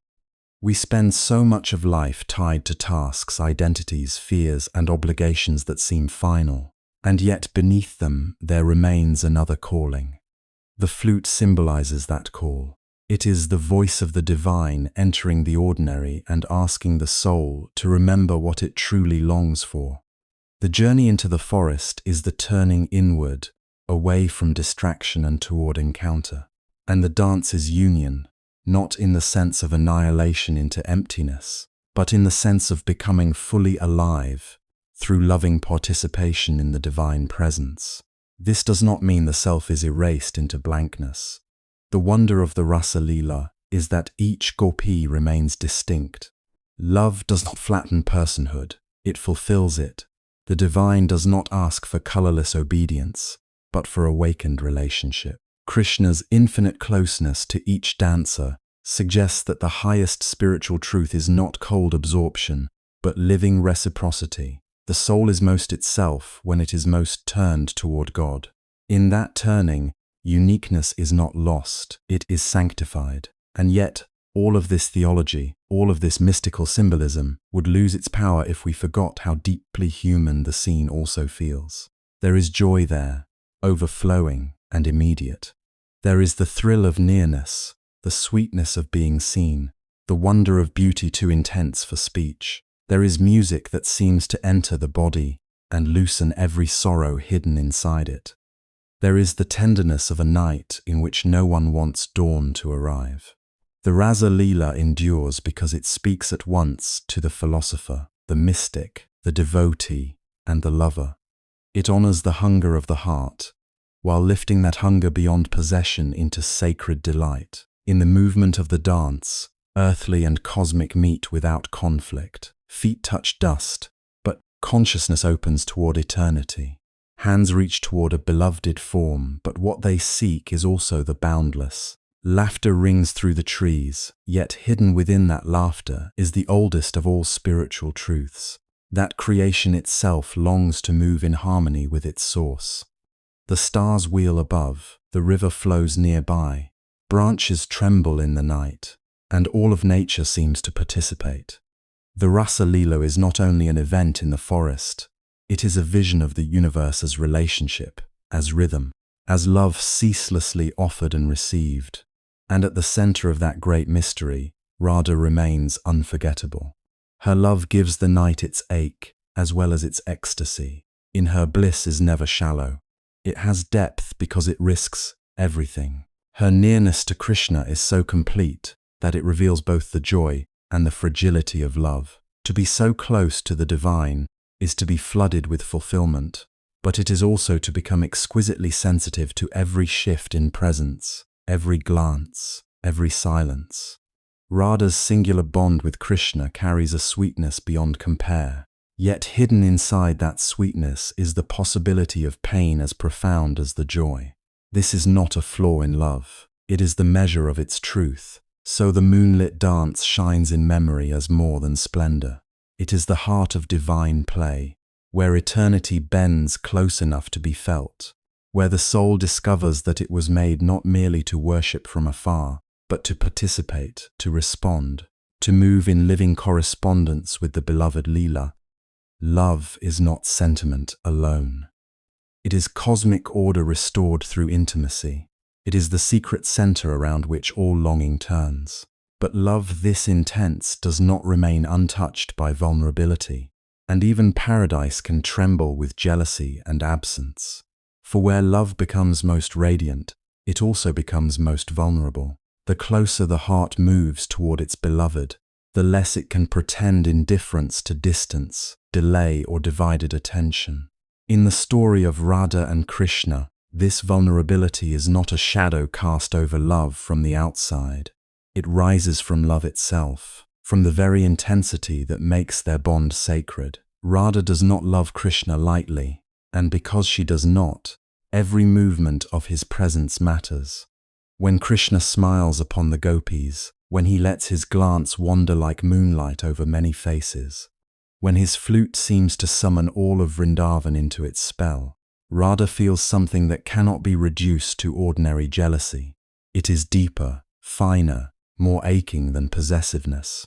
It is the pain of a love so complete that it cannot help yearning to be met with the same totality. It is the sorrow of a heart that has given itself without measure and, in giving all, longs for a return that feels equally undivided. This is what makes Radha's sensitivity so moving. She is not offended because she is petty. She is wounded because she loves beyond self-protection. Her pride, when it appears, is not cold arrogance. It is the trembling dignity of one whose heart is too precious to offer itself casually, and too sincere to hide its hurt. In many tellings, Radha turns away from Krishna, not because she loves him less, but because she loves him too deeply to bear the play of distance without feeling its sting. Her silence becomes a language of its own. Her refusal to look at him says more than speech could ever say. It is the language of intimacy under strain. And Krishna, for all his tenderness, does not always rush to soothe this pain at once. He is playful, elusive, smiling at the very edge of the wound. He appears, disappears, teases, delays. To the ordinary eye, this may seem cruel. Why would the beloved deepen the ache of one who already longs? But in the spiritual imagination surrounding Radha and Krishna, Krishna's play is never shallow entertainment. It is revelation through intimacy. He does not create love where there is none. He draws out what lies hidden in the depths of love, already present. His playfulness is a kind of divine testing, though not in the harsh sense of judgment. It is more like the way fire reveals the purity of gold. Through uncertainty, he shows the lovers of Vrindavan the truth of their own devotion. Through delay, he makes visible what immediate fulfillment would leave concealed. A heart that is instantly satisfied may never discover how much it can endure, how completely it can surrender, how fiercely it can remember. But a heart that waits, aches, questions, and still does not turn away begins to know its own depth. Radha's longing becomes the highest expression of this mystery. She does not stand outside divine love as a passive receiver of bliss. She experiences its full weather: delight, expectation, hurt, impatience, tenderness, wounded pride, and that strange helplessness that comes when the beloved remains beloved even in the moment of pain. This is why her emotion feels so profoundly human while also reaching beyond the human. Anyone who has loved deeply recognizes something in her. Yet in her, these feelings are intensified until they become transparent to the sacred. There are moments in the tradition when Krishna disappears from the dance, and in that disappearance everything changes. Presence had once felt like music filling the night, natural and effortless. But absence reveals what presence concealed by its abundance. The gopis search for him in bewilderment, calling out, remembering his gestures, retracing his steps. Every tree, every whispering breeze becomes charged with significance. The world itself seems to ask where he has gone. In this search, love is no longer only enjoyment. It becomes hunger, memory, invocation. For Radha, this searching is even more interior. Krishna's absence does not remain outside her as a missing figure in the forest. It enters her consciousness, rearranging everything. The night feels altered. Time loses its ordinary shape. A single moment stretches unbearably, while memory floods in with unbearable sweetness. She recalls the softness in his eyes, the mischief in his smile, the nearness that moments ago felt secure and now feels almost impossible to believe. Nothing wounds like the contrast between what was just held and what is suddenly gone. And yet this contrast does not diminish love. It intensifies it.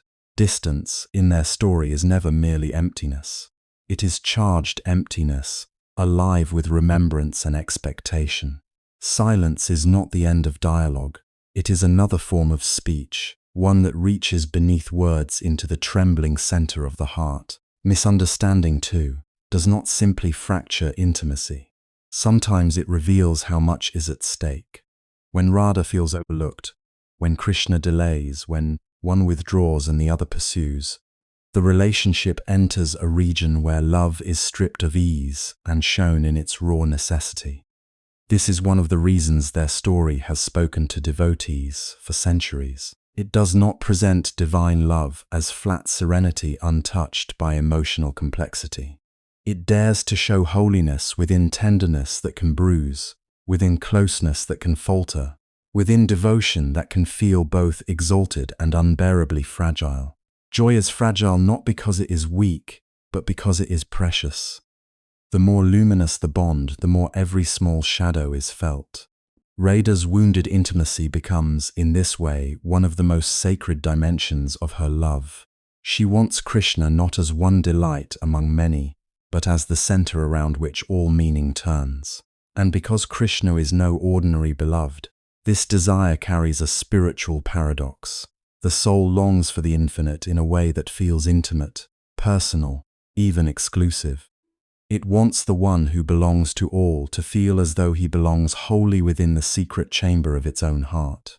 This impossible tension is part of bhakti's beauty. Krishna is everyone's, and yet each lover experiences him as uniquely theirs. Radha's pain arises from standing at the most intense point of that paradox. Her reactions, then, are not meant to be dismissed as weakness. They reveal what happens when devotion becomes total. A love that asks nothing, risks nothing, and never trembles is easier to manage, but it is not the love embodied by Radha. Hers is a love that cannot remain neutral. It responds to every sign. It reads meaning into pauses. It aches over what another heart might overlook. Such sensitivity is difficult, but it is also holy, because it comes from complete inner participation. She is not observing love. She is inside it. Krishna knows this. He knows the currents of every heart, and especially the depth of Radha's. His teasing, his delays, his seeming attention to others, all awaken hidden chambers of feeling. Not because he delights in suffering for its own sake, but because divine love in this tradition does not remain on the surface. It seeks the innermost surrender. Sometimes the flute calls with sweetness. Sometimes it calls through absence. Sometimes Krishna stands before the devotee in dazzling beauty. Sometimes he recedes so that desire may become pure enough to seek him without support. This is why longing holds such a central place in bhakti. To modern ears, longing can sound like deprivation, as though the highest state would be to eliminate it as quickly as possible. But the devotional heart often understands otherwise. Longing sharpens awareness. It burns away distraction. It gathers scattered emotion and gives it one direction. When the beloved is absent, the mind returns again and again to what truly matters. Every memory becomes luminous. Every ordinary object becomes a reminder. Every breath begins to carry invocation. In that sense, longing is not opposed to love's fulfillment. It is one of love's deepest modes. The ache itself becomes a form of union, because the heart remains bound to the beloved in unbroken remembrance. Radha in separation is not Radha deprived of Krishna in every sense. She is Radha filled with Krishna so completely that even his absence becomes another way he inhabits her. He is in her grief, in her expectation, in the very wound his distance creates. The pain is real, but it is not spiritually empty. It glows from within. Many devotees have seen in this the secret transformation of emotion into spiritual fire. Human feelings are not denied, flattened, or judged unworthy. They are refined. Hurt becomes prayer. Waiting becomes concentration. Tears become an offering. The restless movement of the heart, which in ordinary life may scatter itself over countless attachments, is here drawn toward one divine center until even sorrow becomes luminous. This is why the poetry of Radha and Krishna lingers so lovingly over moments of separation, misunderstanding, and reconciliation. The point is not melodrama. The point is intensity of remembrance. Even pride has its place in this sacred psychology. Radha's pride is often the last veil covering utter surrender. She resists, turns away, refuses easy appeasement, not because she truly wishes to sever the bond, but because love has made her exquisitely truthful. She cannot pretend not to hurt. She cannot smile as though nothing matters. Her pride protects the seriousness of love. And when it softens, when the beloved is finally allowed near again, reconciliation carries a sweetness impossible without the preceding wound. Joy returns deeper, humbler, more conscious of its own fragility. So the love between Radha and Krishna is not diminished by these moments of strain. It is revealed through them. The silence between them is still full of relationship. The distance is still charged with attraction. The wound itself becomes a place where devotion learns how vast it really is. In the trembling space between appearance and disappearance, closeness and delay, delight and pain, the soul is taught that love is not measured only by how blissfully it receives, but by how faithfully it continues to turn toward the beloved when certainty is withdrawn. And that may be why their story continues to feel so intimate across centuries. It honors what the heart actually knows, that the deepest joys are never mechanical, never invulnerable, never free of the risk of ache. To love greatly is to become open not only to ecstasy, but to misunderstanding, to silence, to the fear of losing what has become dearer than life. Yet in the world of Radha and Krishna, this vulnerability is not a tragic defect. It is the doorway through which devotion becomes real, tested, and radiant. For when Krishna seems far, Radha does not stop belonging to him. She belongs perhaps even more visibly, because nothing now hides the force of her devotion. What was sweetness becomes yearning. What was companionship becomes invocation. What was delight becomes endurance lit from within by memory. And in that inward burning, love sheds every ornament and shows its essence. And from that fire emerges one of the most profound truths of their story. Separation can reveal love more deeply than possession. That truth opens the door to one of the deepest currents in the story of Radha and Krishna. Viraha, the sacred longing born of separation. In ordinary language, separation is often described as absence, as loss, as something broken or denied. But in the devotional world shaped around Radha and Krishna, Viraha is not merely the pain of being apart. It is a spiritual condition in which love becomes so intense that distance itself turns into a form of revelation. The beloved may no longer stand before the eyes, yet he fills the mind more completely than ever. The arms are empty, but the heart is occupied without rest. The world continues outwardly as before, and yet inwardly everything has changed. This is why the poetry of Radha and Krishna returns again and again to longing. The songs do not dwell on separation because love has failed. They dwell on it because longing exposes what love truly is, when it can no longer rely on touch, laughter, nearness, or the simple reassurance of presence. In union, love is delighted. In separation, love is tested. In union, the senses rejoice. In separation, the soul learns how much of itself it has given away. Viraha strips love of all convenience. It asks what remains when the beloved is not accessible, when the path is silent, when the flute is heard only in memory. And what remains in Radha's case is not less love but more concentrated, more faithful, more luminous in its sorrow. To understand Radha in this state is to approach her with tenderness. Her longing should never be reduced to helplessness or sentiment alone. The ache she carries is profound, but it is not small. It does not diminish her, it reveals her magnitude. In many tellings, Radha is shown waiting, remembering, listening for echoes that may not come. She moves through familiar places that have been transformed by absence. The groves where joy once bloomed now seem to hold their breath. The wind carries traces of what was. The night expands. Every sound becomes charged with possibility, then collapses into stillness. Yet even here, Radha does not cease to love with dignity. Her pain is not theatrical.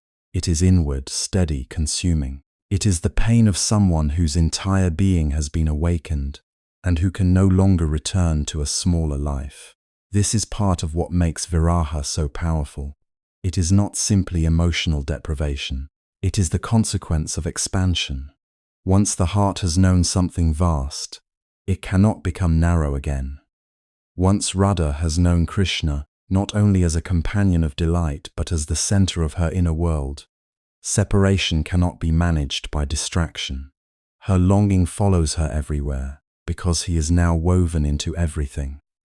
The river recalls him, music recalls him, silence recalls him even more, and so her yearning becomes a discipline of remembrance, not a discipline she chose out of cold intention, but one created by love itself. In separation, remembrance is no longer occasional, it becomes continuous. Every breath seems to move through his name, every thought circles back to his form, his voice, his playfulness, his mystery. The mind that once may have wandered now has only one home. This is why devotional traditions hold viraha in such esteem. Separation, painful as it is, gathers the scattered self. It burns away trivial desires. It leaves behind a single pointed devotion that is difficult to achieve in comfort. In this sense, longing refines love. It removes possession from it. When the beloved is near, one can still cling to the sweetness of experience itself, the sight, the touch, the joy of being favored. But when the beloved is absent, love is challenged to become less about what it receives and more about what it cannot stop offering. Radha's heart continues to move toward Krishna, even when there is no visible response, no immediate reward, no certainty of relief. That movement is devotion in one of its purest forms. It is not bargaining, it is not performance. It is fidelity to what the soul knows, even when the world offers no proof. There is a paradox here, and it lies at the center of so much bhakti poetry. Separation can become a mode of closeness. This seems impossible at first. How can distance create intimacy? How can absence deepen presence? And yet anyone who has loved deeply may recognize the strange truth in it. There are times when someone far away inhabits us more fully than those standing beside us. There are times when memory becomes more vivid than the visible world. In the language of devotion, this is not imagination in a dismissive sense. It is a real interior nearness. Krishna, though unseen, becomes inescapably present in consciousness. He is no longer only a figure encountered outwardly. He becomes the pulse within thought, feeling, and breath. For the devotee, this changes the meaning of loss. Separation still hurts. The tradition never asks us to pretend otherwise. Viraha is full of tears, restlessness, sleeplessness, and a profound sense of incompletion.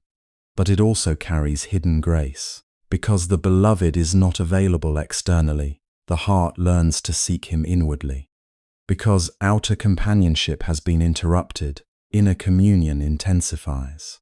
The one who longs becomes unable to forget, and in that inability to forget, a subtle union is sustained. Remembrance becomes a kind of shrine that no distance can destroy. This is why Radha's sorrow is so revered. She is not honored merely because she suffers, but because her suffering reveals a love that refuses reduction. She does not convert longing into bitterness. She does not harden into pride. She does not use pain as an excuse to love less. Instead, her longing makes her more transparent to love's truth. The fire of separation purifies without making her cold. It leaves her vulnerable, yes, but also astonishingly radiant. Her tears are not signs that devotion has collapsed. They are signs that devotion has reached a depth where the whole being participates. To listen to these stories only as romance is to miss their most transform insight. Romance often asks, will the lovers remain together? Viraha asks a more searching question. What happens to love when togetherness is no longer easy, no longer possible, no longer guaranteed? In that question, the story becomes larger than itself. It begins to speak to every listener who has known yearning of any kind. The longing for a person, the longing for a lost season of life, the longing for meaning in times of emptiness, the longing for God in a world that often feels loud, distracted, and spiritually far away. That is one reason the tale of Radha and Krishna continues to endure across centuries. People hear in Radha's ache an echo of their own hidden rooms. Not all separation is romantic. Sometimes we are separated from those we love by time, by misunderstanding, by death, by change, by choices that cannot be reversed. Sometimes we are separated from our own former innocence, from our clarity, from the self we were before grief altered us. Sometimes what we long for has no single face at all. It is a home we have never fully found, a peace that visits us only in glimpses, a sense that life points toward a fullness we cannot yet hold. In those moments, Viraha offers not a solution but a sanctification of longing. It tells us that yearning is not always emptiness to be ashamed of, or quickly silenced. Sometimes yearning is evidence of depth. Sometimes it means the heart has awakened to something real and cannot be satisfied with substitutes. Modern life often trains people to numb longing, to distract it, to cover it with noise, speed, achievement, or endless consumption. But the songs of Radha and Krishna suggest another possibility. They suggest that longing, if carried truthfully, can become a path, not because pain is inherently holy, but because sincere longing refuses false completion. It keeps the soul honest. Radha's viraha is therefore both deeply personal and profoundly universal. Personal, because it is bound to Krishna alone, to his particular beauty, presence, play, and promise. Universal, because the structure of her longing is recognizable to anyone who has stood at the edge of absence and found that love still continued. She teaches that the heart can remain open even when it is wounded. She teaches that remembrance can become a shelter. She teaches that what appears outwardly as emptiness may inwardly be a life crowded with presence. There is also humility in viraha. In separation, the lover cannot command, cannot control, cannot secure the beloved through force of will. Radha cannot solve longing by possession. She can only remain true. This is spiritually significant. It breaks the illusion that love is mastery. It reveals instead that love is surrender to what exceeds us.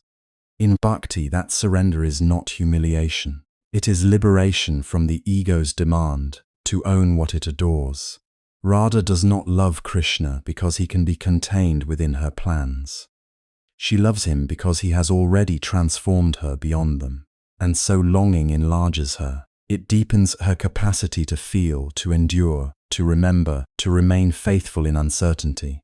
This enlargement is painful, but it is also beautiful. We often imagine fulfillment as expansion and sorrow as contraction. Viraha complicates that assumption. Here sorrow itself becomes spacious. The heart stretches to hold absence without closing. It learns to survive on traces, on remembrance, on devotion, on the conviction that what is unseen is not unreal. In that stretching, Radha becomes more than a figure in love. She becomes a mirror of the soul in search of the divine. For many devotional poets, this is precisely the mystery. The divine is not always experienced through easy access. Sometimes God seems near, almost touchable. Sometimes God seems hidden, silent, withdrawn. Yet the hiddenness does not cancel relationship. It may intensify it. The cry for the absent beloved becomes prayer. The restlessness of the heart becomes vigilance. The refusal to forget becomes worship. In this way, viraha is not outside devotion. It is one of devotion's highest chambers. And perhaps this is why these songs continue to comfort people in periods of waiting. They do not promise that every distance will immediately close. They do not deny grief. They do not mock the heart for needing what it cannot reach. Instead, they honor the trembling space between love and fulfillment.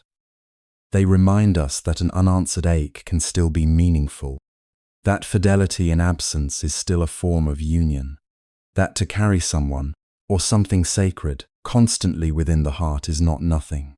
It is, in its own mysterious way, a presence that survives distance.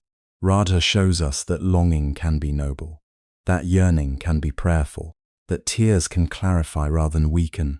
In her, separation does not erase love's beauty, it distills it. The sweetness of earlier moments is not lost, but transformed into a deeper nectar, one touched by sorrow and therefore capable of reaching more human hearts. We trust her not because she never breaks, but because even in breaking she remains turned toward love. That movement, unwavering and tender, is what makes Viraha sacred. And this sacred sorrow becomes even more poignant when destiny calls Krishna away from the world that first held their love. What had felt like an eternal afternoon in Vrindavan was, in truth, only a single golden season within a much larger story, one that duty and destiny would soon call Krishna to complete far beyond the riverbanks of his childhood. Until this moment, Vrindavan has felt almost outside of time.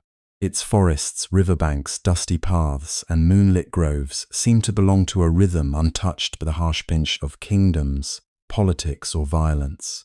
There, Krishna is the cowherd boy with laughter in his eyes, the flute player who turns ordinary evenings into revelation, the beloved companion whose presence makes even silence feel full.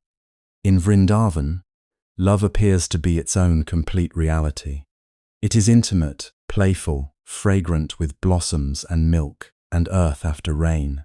It is the kind of world in which one could believe that beauty might continue forever. But the world beyond Vrindavan has not disappeared. It has only waited. From Mathura comes the summons that can no longer be ignored. Kamsa, the tyrant king, haunted by prophecy and driven by fear, calls Krishna and Balarama to his city. The invitation arrives clothed in ceremony, but beneath it lives danger. Everyone can sense it. This is not a simple journey, not a festive errand from village to court. It is the pull of a larger design, one that reaches back before Krishna's childhood and forward into responsibilities no pastoral innocence can hold off forever. The child who delighted the village with mischief and music is also the one born for a task far greater than delight. And that is the beginning of the change. When the message spreads through Vrindavan, enchantment gives way to unease. What had seemed unshakable suddenly trembles. The familiar sounds of village life continue for a while, but they no longer feel the same. The women drawing water from the river speak in lower voices. The cowherds glance toward Nanda's house with worry they cannot hide. The trees, the pathways, the river itself seem to lean inward, listening. It is as though the whole land understands before anyone is ready to speak the truth aloud. Krishna may have to leave. At first, disbelief protects the heart. Surely he will go and return quickly. Surely some obstacle will prevent the journey. Surely Mathura cannot claim what Vrindavan loves so completely. How could it? How could a city of stone and power take the one who belongs to open fields and grazing cattle, to flute songs, and the tender confidence of those who have loved him since childhood? The very idea feels wrong, almost absurd. Krishna is woven into the life of the village so deeply that to imagine Vrindavan without him is to imagine the Yamuna without water, the sky without blue, the night without stars. Yet destiny does not ask whether the heart is prepared. Krishna knows what the others fear to know. He understands that the road to Mathura is not merely a road between places. It is a crossing between phases of being. In leaving Vrindavan, he does not simply travel. He steps into the next expression of his dharma, into the work for which he descended. The tenderness of the pasture must give way to confrontation with injustice. The flute-bearing youth must also become the one who faces tyrants, restores order, and carries the burden of a wider world. What has been hidden within sweetness now begins to reveal its gravity. This does not mean that Krishna loves Vrindavan less. It means that divine love is not always allowed the mercy of remaining where it is happiest. That is one of the hardest truths in this story. Krishna's departure is not born of indifference, restlessness, or fading affection. He does not leave because the love of Vrindavan has become small to him. He leaves precisely because he belongs not only to one circle of joy, but to a greater purpose that will ask everything of him. The pain lies here. Love does not fail, yet still it must endure separation. The heart remains faithful, and still the body must go. For the gopis, this truth is almost unbearable. Their bond with Krishna has never been casual, never decorative.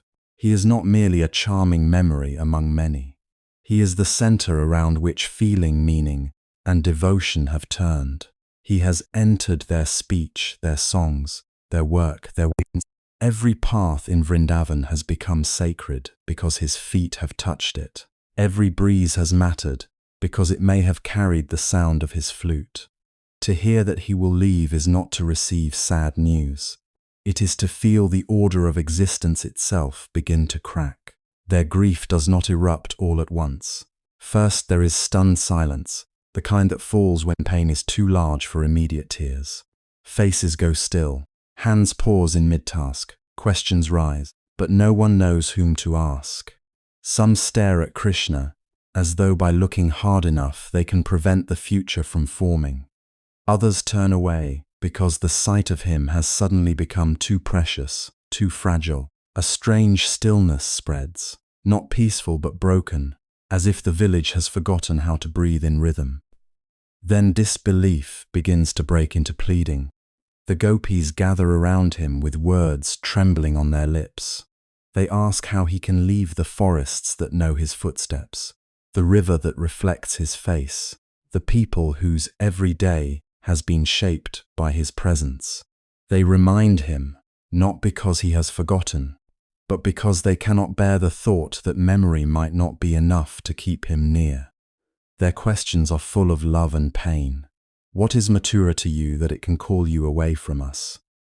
What duty can be so urgent that it asks for this wound? If love is real, how can departure also be real? These are not philosophical questions.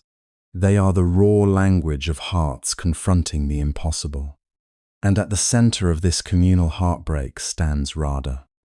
Her sorrow is not louder than the others, but it is deeper in a way that seems to gather all grief into itself.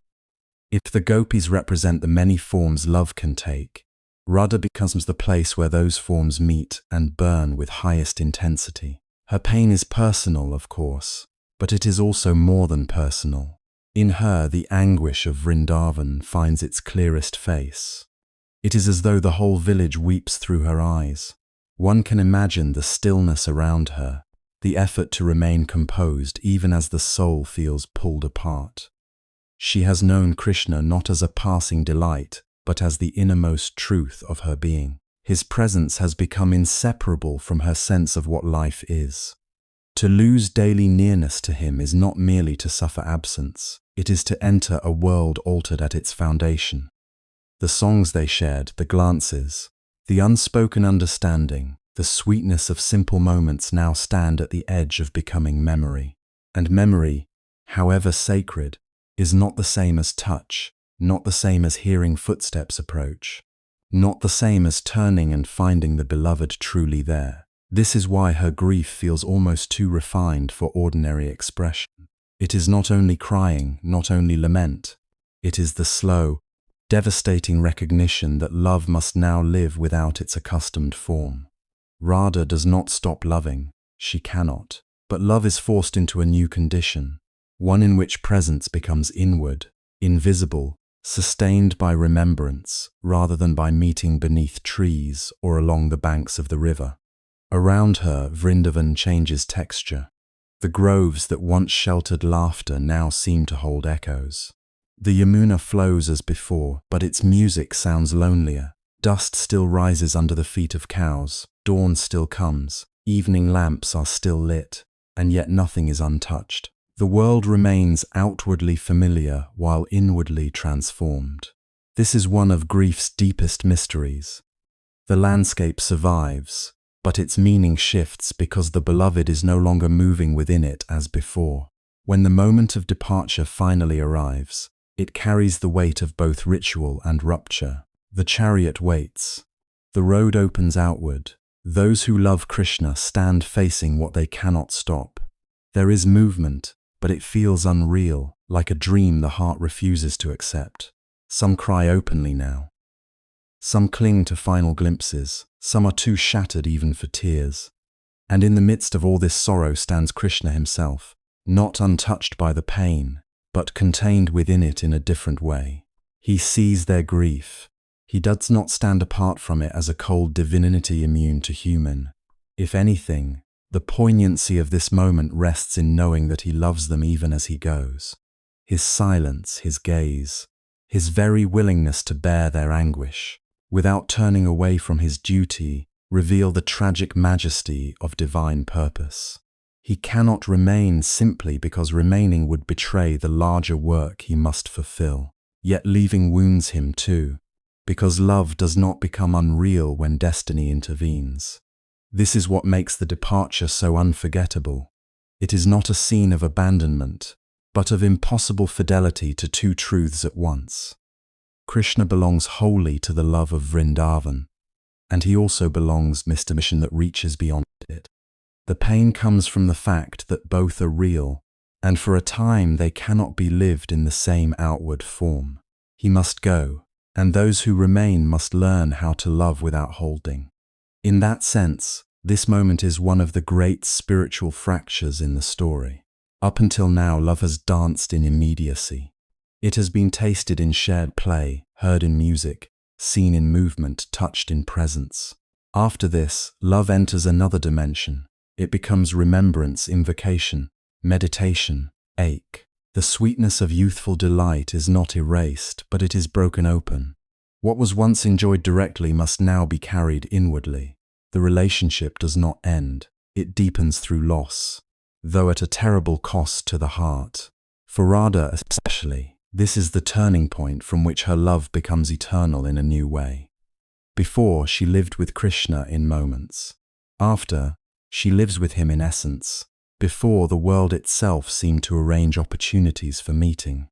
After, every object becomes a reminder of separation.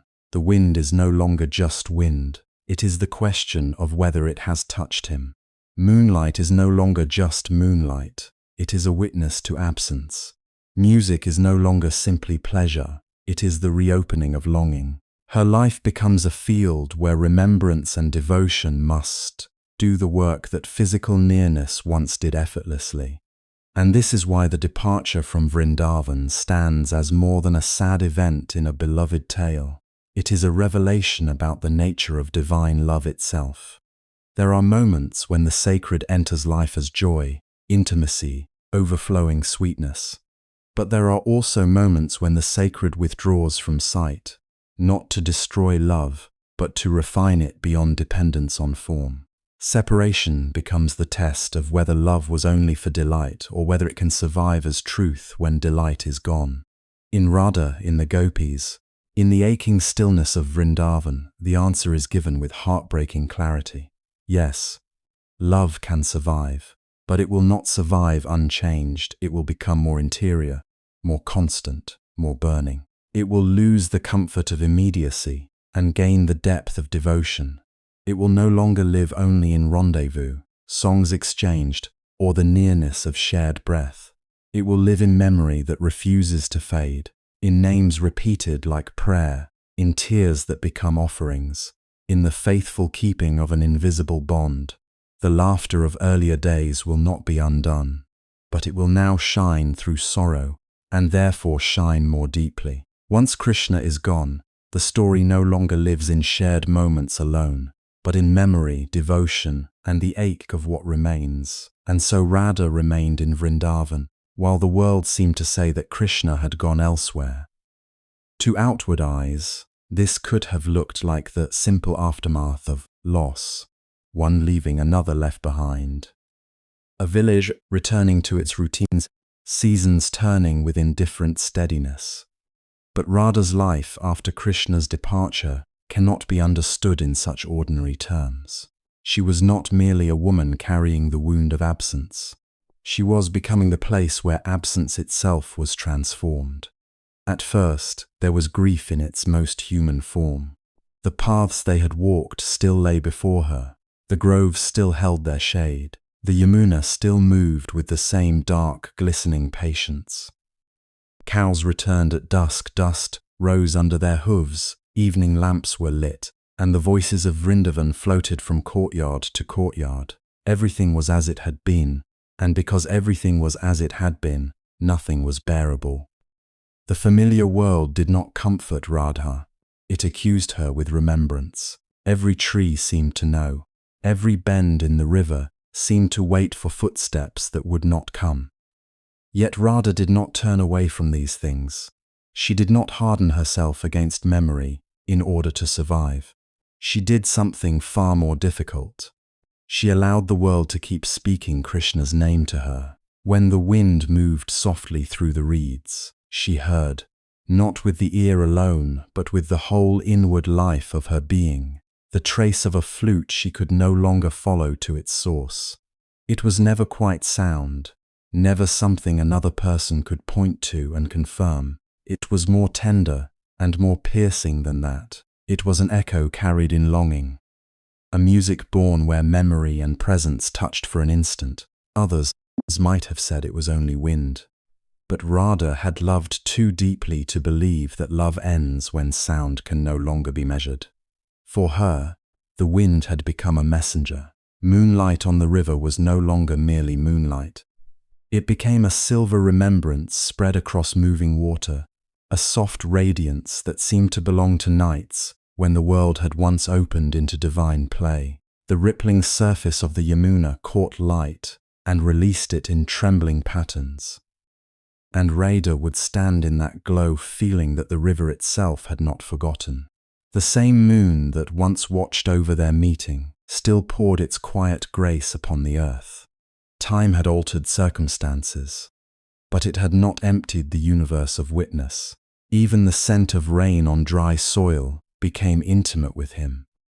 When the first storm broke after long heat and the earth lifted its fragrance into the air, Radha would breathe it in as though the world itself were exhaling an old memory.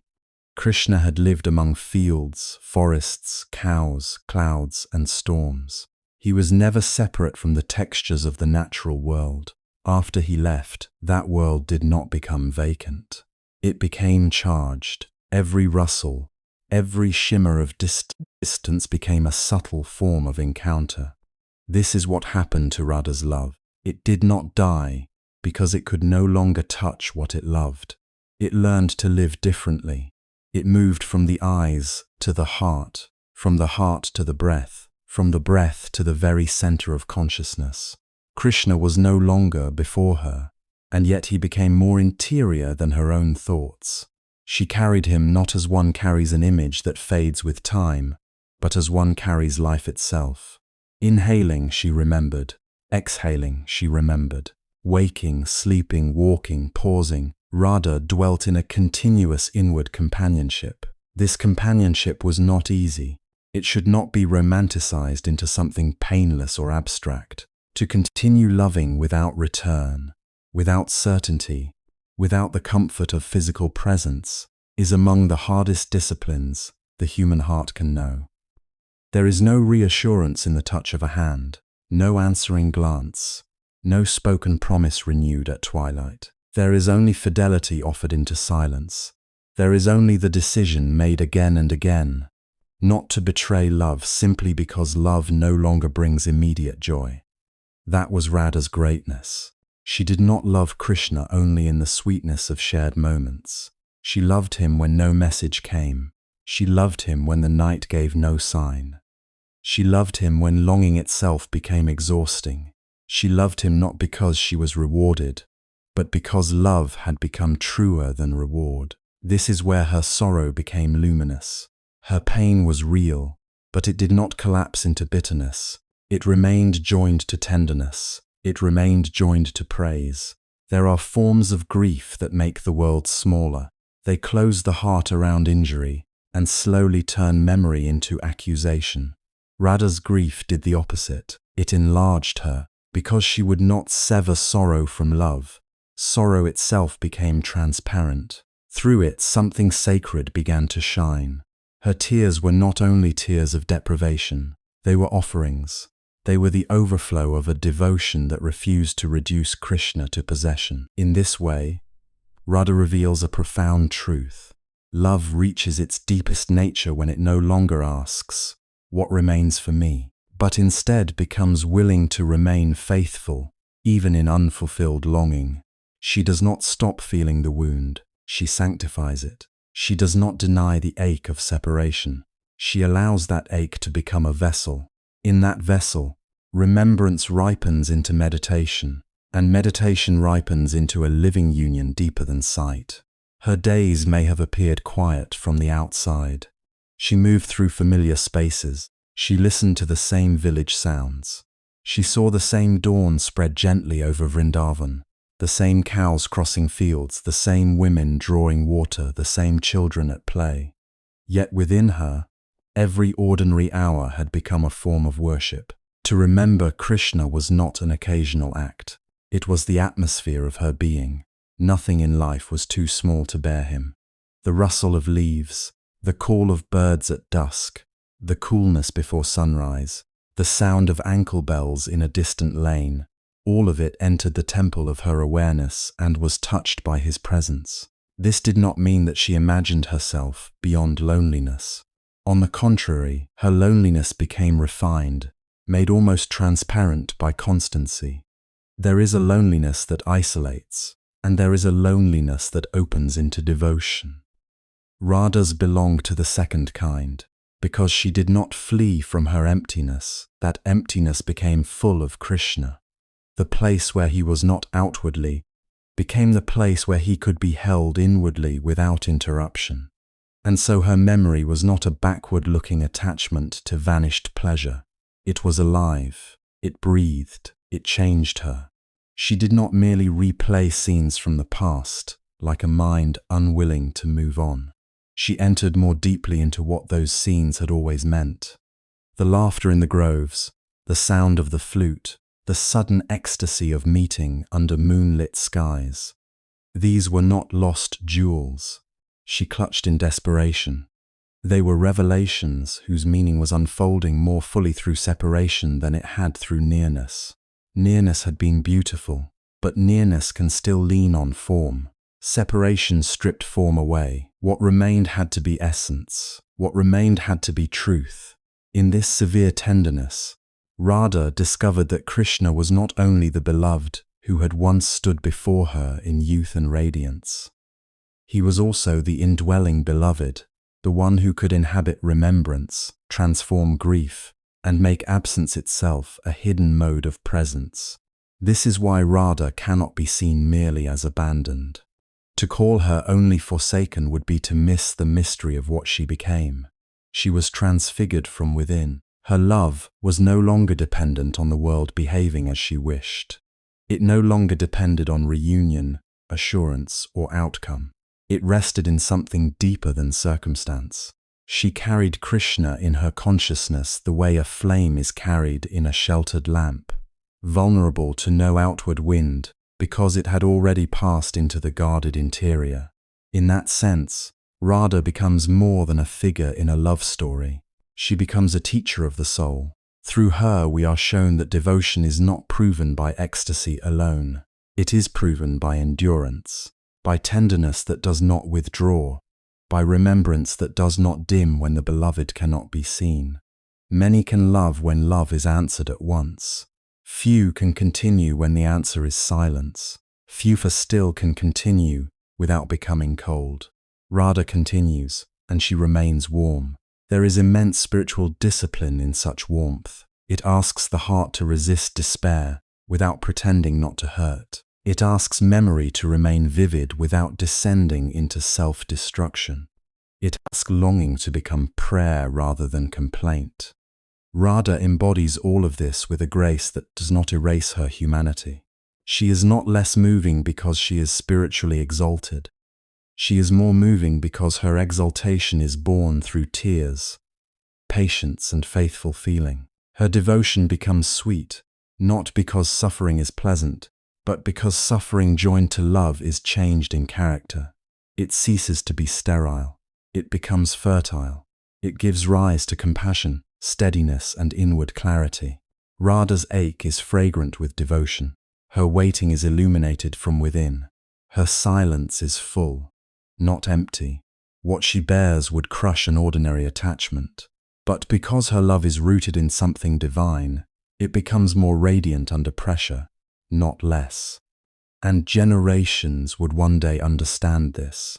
They would look to Radha and see not simply the pain of separation, but the highest expression of bhakti, a love so unwavering that distance cannot diminish it, uncertainty cannot corrode it, and time cannot outlast it. In her, longing itself becomes holy. In her, remembrance becomes a path.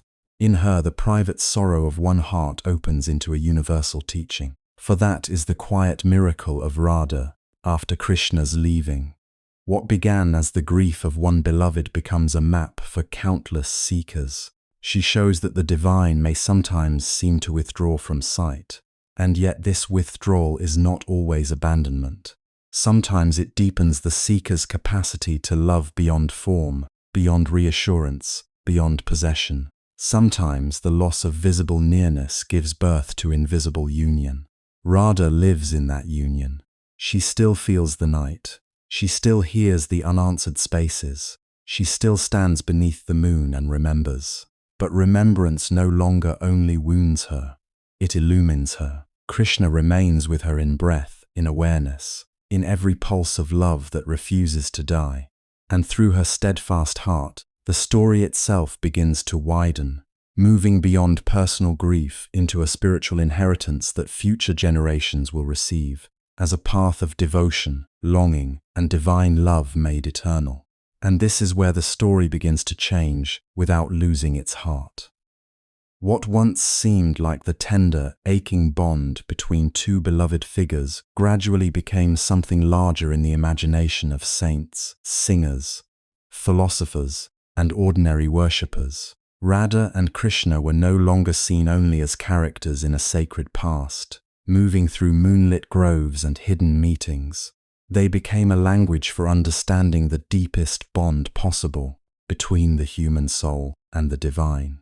Across centuries, those who meditated on their love began to feel that it revealed a truth no abstract doctrine could fully hold. The soul does not merely think about God, it yearns, it remembers. It seeks, loses, calls, trembles, rejoices, and breaks open. And among all the sacred images available to the devotional heart, few express this with the same tenderness and intensity as Radha longing for Krishna, and Krishna drawing every heart toward himself with irresistible beauty. This is one of the most important transformations in the history of devotion. A love story became a spiritual path, not because people forgot its sweetness, but because they entered it more deeply. They recognized that beneath the poetry of meeting and separation was a pattern that resembled their own inner life. There are moments when God feels near, almost touchable, when prayer comes easily and the heart is flooded with sweetness. And there are moments when that nearness seems to vanish, leaving behind a silence so deep it aches. In Radha's love, devotees found both experiences honored. In Krishna's presence and absence, they found a mirror of the mysterious way the divine moves in human life. The saints who spoke most lovingly of Radha and Krishna did not reduce them to symbols in a dry, intellectual sense. They did not say simply, Radha means the soul and Krishna means God, and leave it there. That would have been too cold for a tradition born from song, tears, and ecstasy. Instead, they allowed the story to remain warm and alive. Radha was still Radha, with her tenderness, her courage, her vulnerability, her fierce and unwavering love. Krishna was still Krishna, luminous, playful, elusive, and infinitely attractive. Yet through them, something universal shone. Their relationship opened a door through which countless people could approach the divine, not only with reverence, but with intimacy. That intimacy is at the heart of bhakti. Bhakti is often translated as devotion, but devotion in this sense is not mere obligation, and it is not a distant formality performed out of fear. It is the movement of the heart toward the beloved. It is choosing nearness over separation, surrender over self-importance, remembrance over the illusion that knowledge alone can save us. In bhakti, God is not merely the ruler of the universe, high above and far away. God is the one the heart cannot forget, the one whose name lingers on the lips, the one who enters ordinary life and makes it radiant from within. For many devotees, this was a profound shift. Religious life had often included ritual precision, social duty, inherited boundaries, and careful learning. None of these were necessarily rejected. But bhakti insisted that something even more essential was needed. A person could know the scriptures and still remain inwardly untouched. A person could perform every outer act correctly and still keep the heart defended. Radha's example challenged that distance. She did not love Krishna with caution. She did not stand before him as a scholar measuring truth from afar. She loved with total involvement. Her heart was exposed, vulnerable and absolute. In that exposure, later generations saw not weakness, but spiritual greatness. To surrender in bhakti does not mean becoming passive or lifeless. It means loosening the hard grip of pride. It means admitting that the soul is not fulfilled by control, status, or certainty. It means allowing oneself to be changed by love. Radha became the great teacher of this surrender because she gives herself without bargaining. She does not ask how much she will gain. She does not protect her dignity at the expense of truth. She loves because she cannot do otherwise. And in that helplessness before divine beauty, many devotees recognize the beginning of real prayer. Krishna's beauty also took on a deeper meaning in this devotional vision. His beauty was never only physical, though poetry never tires of describing his dark radiance, his flute, his smile, the grace of his movements. His beauty came to be understood as the irresistible charm of the divine itself. God, in this understanding, is not loved only because God is powerful or morally commanding. God is loved because God is beautiful, because something in the soul responds to that beauty with wonder, tenderness, and desire. Because the divine is not merely true but lovable. This changed the emotional texture of religious life. The devotee did not approach the sacred only with duty but with longing, not only with obedience but with affection, not only with solemnity but with song. Radha's longing became one of the most important emotional patterns in devotional practice. To miss God was no longer seen as a failure of faith. It could be a sign that love had become real. To cry out in absence, to wait, to remember to feel the beloved in everything, and yet not fully possess that presence. This became a sacred condition. The empty places in the heart were no longer merely wounds to hide. They became spaces where devotion could deepen. This is why so many poets and mystics returned again and again to the mood of separation. They understood that longing keeps love awake. When the divine is too easily explained, too quickly contained in neat formulas, the heart can go numb. But Radha's yearning resists numbness. It keeps the soul alert, tender, and inwardly turned toward the beloved. Her pain is not celebrated because suffering is good in itself. It is cherished because it reveals how completely she belongs to Krishna. Even in absence, she lives in relationship. Even in silence, she is listening. And this made the path of devotion accessible in a surprising way. It was not reserved only for philosophers, renunciants, or those with great ritual authority. The language of longing belongs to everyone. Anyone who has loved, waited, remembered, or grieved can understand something of Radha's heart. Anyone who has stood in the middle of ordinary life and felt an unnamed ache for something more beautiful, more intimate, more eternal can recognize the doorway bhakti opens. The genius of this tradition is that it does not ask people to become less human in order to approach God. It asks them to let their deepest humanity be refined, widened, and offered. In this way, the emotions of daily life were not discarded but transformed. Desire became yearning for divine nearness. Memory became remembrance of the beloved name. Tears became prayer. Music became offering. Even restlessness could be turned toward God, as the heart searched for what no worldly possession could satisfy. The story of Radha and Krishna taught devotees how to feel religiously, not by suppressing emotion, but by sanctifying it. Love, when purified of selfish grasping, became a path to transcendence.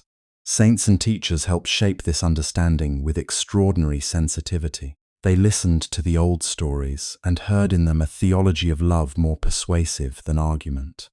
Some described Radha as the highest devotee, the soul in its purest state of receptivity. Others saw her as even more mysterious, not merely a human lover of God, but the very power of divine love itself, the energy through which God is known and adored. Krishna, in turn, was not only the beloved of one pastoral heroine, but the supreme reality who allows himself to be bound by affection. In this vision, the highest truth is not cold majesty, but relational sweetness. That sweetness mattered. It gave people permission to approach God without fear, to speak intimately, to sing names softly in the dark, to imagine the divine not as a distant judge alone, but as the one who steals into consciousness and rearranges everything. The heart of bhakti is not that God becomes smaller and more manageable. It is that love becomes the bridge by which the finite meets the infinite. And on that bridge, Radha walks ahead of countless seekers, showing them that adoration can be deeper than obligation, and remembrance more transformative than mere correctness. There is also something deeply humbling in the way this tradition understands spiritual life. It does not place the highest value on appearing strong. Again and again, the devotee learns from Radha that to love God is to become soft enough to be wounded by absence and healed by grace. Pride wants mastery. Bhakti wants belonging. Pride asks, how much do I know? Devotion asks, how fully can I love? Pride tries to keep the self intact and admired. Devotion lets the self be melted, reshaped, and illuminated by the beloved presence. This is why remembrance became so central. In many devotional communities, to remember Krishna was not a small mental exercise. It was a way of living. To recall his name, his form, his flute, his gestures, his tenderness toward Radha, was to keep the heart turned toward what matters most. Remembrance was stronger than dry repetition because it carried feeling. It invited the devotee to dwell inwardly in a sacred relationship. The mind alone can wander into abstraction, but remembrance warmed by love gathers the whole being. It teaches the soul to remain near even in outward distance. And still, what gives this tradition such enduring power is that it speaks on more than one level at once. The mystic hears in Radha and Krishna the secret drama of union with the Absolute. The theologian sees a profound account of the relation between divine beauty and human surrender. The poet hears rhythm, moonlight, desire, fragrance, and grief. But the ordinary heart hears something too. It hears that love matters, that longing is not meaningless, that the ache for a presence beyond the visible world is not foolish, that one can bring tenderness, confusion, hope, and even heartbreak into the spiritual life without being turned away. That may be one of the deepest reasons this story has survived. It does not belong only to the learned or the elite. It belongs to anyone who has ever sensed that the soul was made for more than survival. It belongs to those who whisper a name in loneliness, to those who feel beneath all the noise of life a quiet hunger for the beautiful and the eternal. Radha and Krishna endure because they give that hunger a face, a voice, and a song. They tell us that the distance between the human and the divine can be crossed not only by discipline or argument, but by love that remembers, waits, and offers itself completely. So the story that once lived in the groves of Vrindavan did not remain there. It entered temples, homes, songs, festivals, tears, and daily prayers. It shaped how people imagined the soul. It shaped how they addressed God. It shaped how they understood absence, joy, beauty, and surrender. Through Radha's longing and Krishna's enchantment, devotion found one of its most enduring forms, intimate, vulnerable, passionate, and open to all who dared to love. As devotion deepened, poets and artists gave their love new voices that carried it far beyond the forests of Vrindavan. As devotion deepened, poets and artists gave their love new voices that carried it far beyond the forests of Vrindavan. In their hands, Radha and Krishna became more than remembered figures from sacred story. They became music on the tongue, color on cloth and paper, movement in the body, fragrance in temple air, and emotion so familiar that even an ordinary heart could recognize itself in it. What scripture had revealed, art began to unfold in countless intimate ways. The divine was no longer only recited. It was sung at dawn, painted in miniature detail, danced under lamps, whispered in courtyards, and carried from one generation to the next through memory and feeling.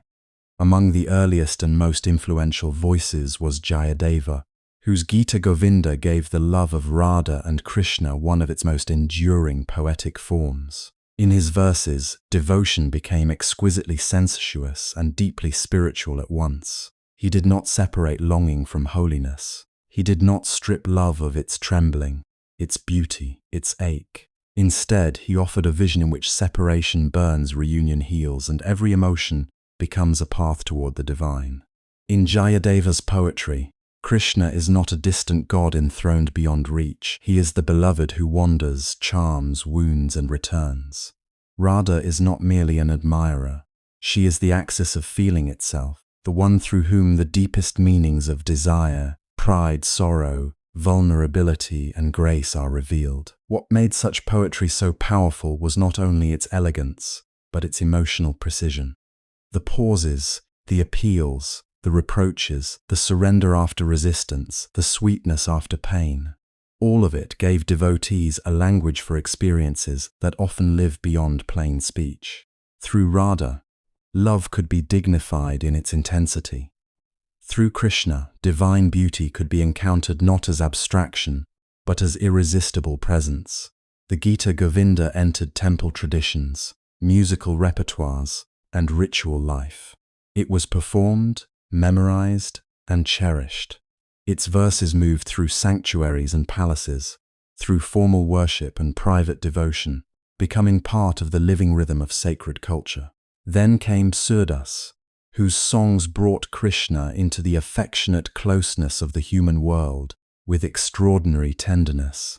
Though he is often remembered for the child Krishna of Braj, the emotional universe surrounding Krishna in the bhakti tradition remained inseparable from the currents of love, longing, and surrender associated with Radha. In the devotional atmosphere shaped by poets like Surdas, Krishna was not an unreachable theological principle. He laughed, hid, stole butter, enchanted hearts, and yet also drew souls into the pain of yearning. The language became simpler in many places, more accessible, more immediate. A villager, a mother, a singer in a small shrine, a traveler on the road, each could hear these songs and feel that the divine had stepped close. Vidyapati, too, gave unforgettable shape to the inner world of Radha and Krishna. His poetry often lingers in the delicate tensions of desire, delay, anticipation, and emotional unrest. There is a remarkable intimacy in his voice, as if he is listening closely to the heartbeat of longing itself. In his songs, Radha's emotions are not generalized into mere piety. They are alive with contradiction. She waits, resists, remembers, doubts, hopes, and yields. Krishna appears radiant and elusive, near and impossible to hold. This subtle attention to feeling helped form an emotional vocabulary that later generations would inherit. Poets did not simply retell a divine romance. They taught listeners how to feel it, how to inhabit its changing weather. And after these great names came many more voices across languages and centuries. Devotional traditions in Braj Bhasha, Mythili, Bengali, Sanskrit, Hindi, and other regional literatures continued to reshape the bond between Radha and Krishna. In the songs of Chaitanya's followers, in the meditative imagination of Vaishnava saints, in temple compositions and folk lyrics, their love kept unfolding. Some poets dwelt on separation more than union, because absence sharpens remembrance. Some celebrated playful meetings, because divine love is not always austere. Sometimes it laughs, teases, and dances. Some emphasized Radha's wounded dignity, others her complete surrender. Some portrayed Krishna as mischievous and irresistible, others as the supreme beloved, whose flute calls every soul home. This is one of the wonders of the tradition. No single poem contains it all.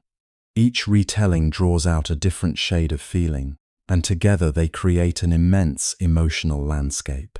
Joy is there, bright and overflowing, in scenes where the gopis gather, and Krishna's presence fills the air with delight. Yearning is there, quiet and consuming in the long night of waiting when a footstep does not come. Play is there, in hidden glances, feigned anger, and the sweet provocations that make love vivid. Sorrow is there too, not as failure, but as proof of depth. Surrender appears not as weakness, but as the courage to let the heart be wholly offered. And ecstasy arrives as those rare moments when lover and beloved seem no longer divided, when song itself feels unable to contain what is being known. Because these emotions were sung rather than merely discussed, they traveled with extraordinary power. Music gave Radha and Krishna a body of sound.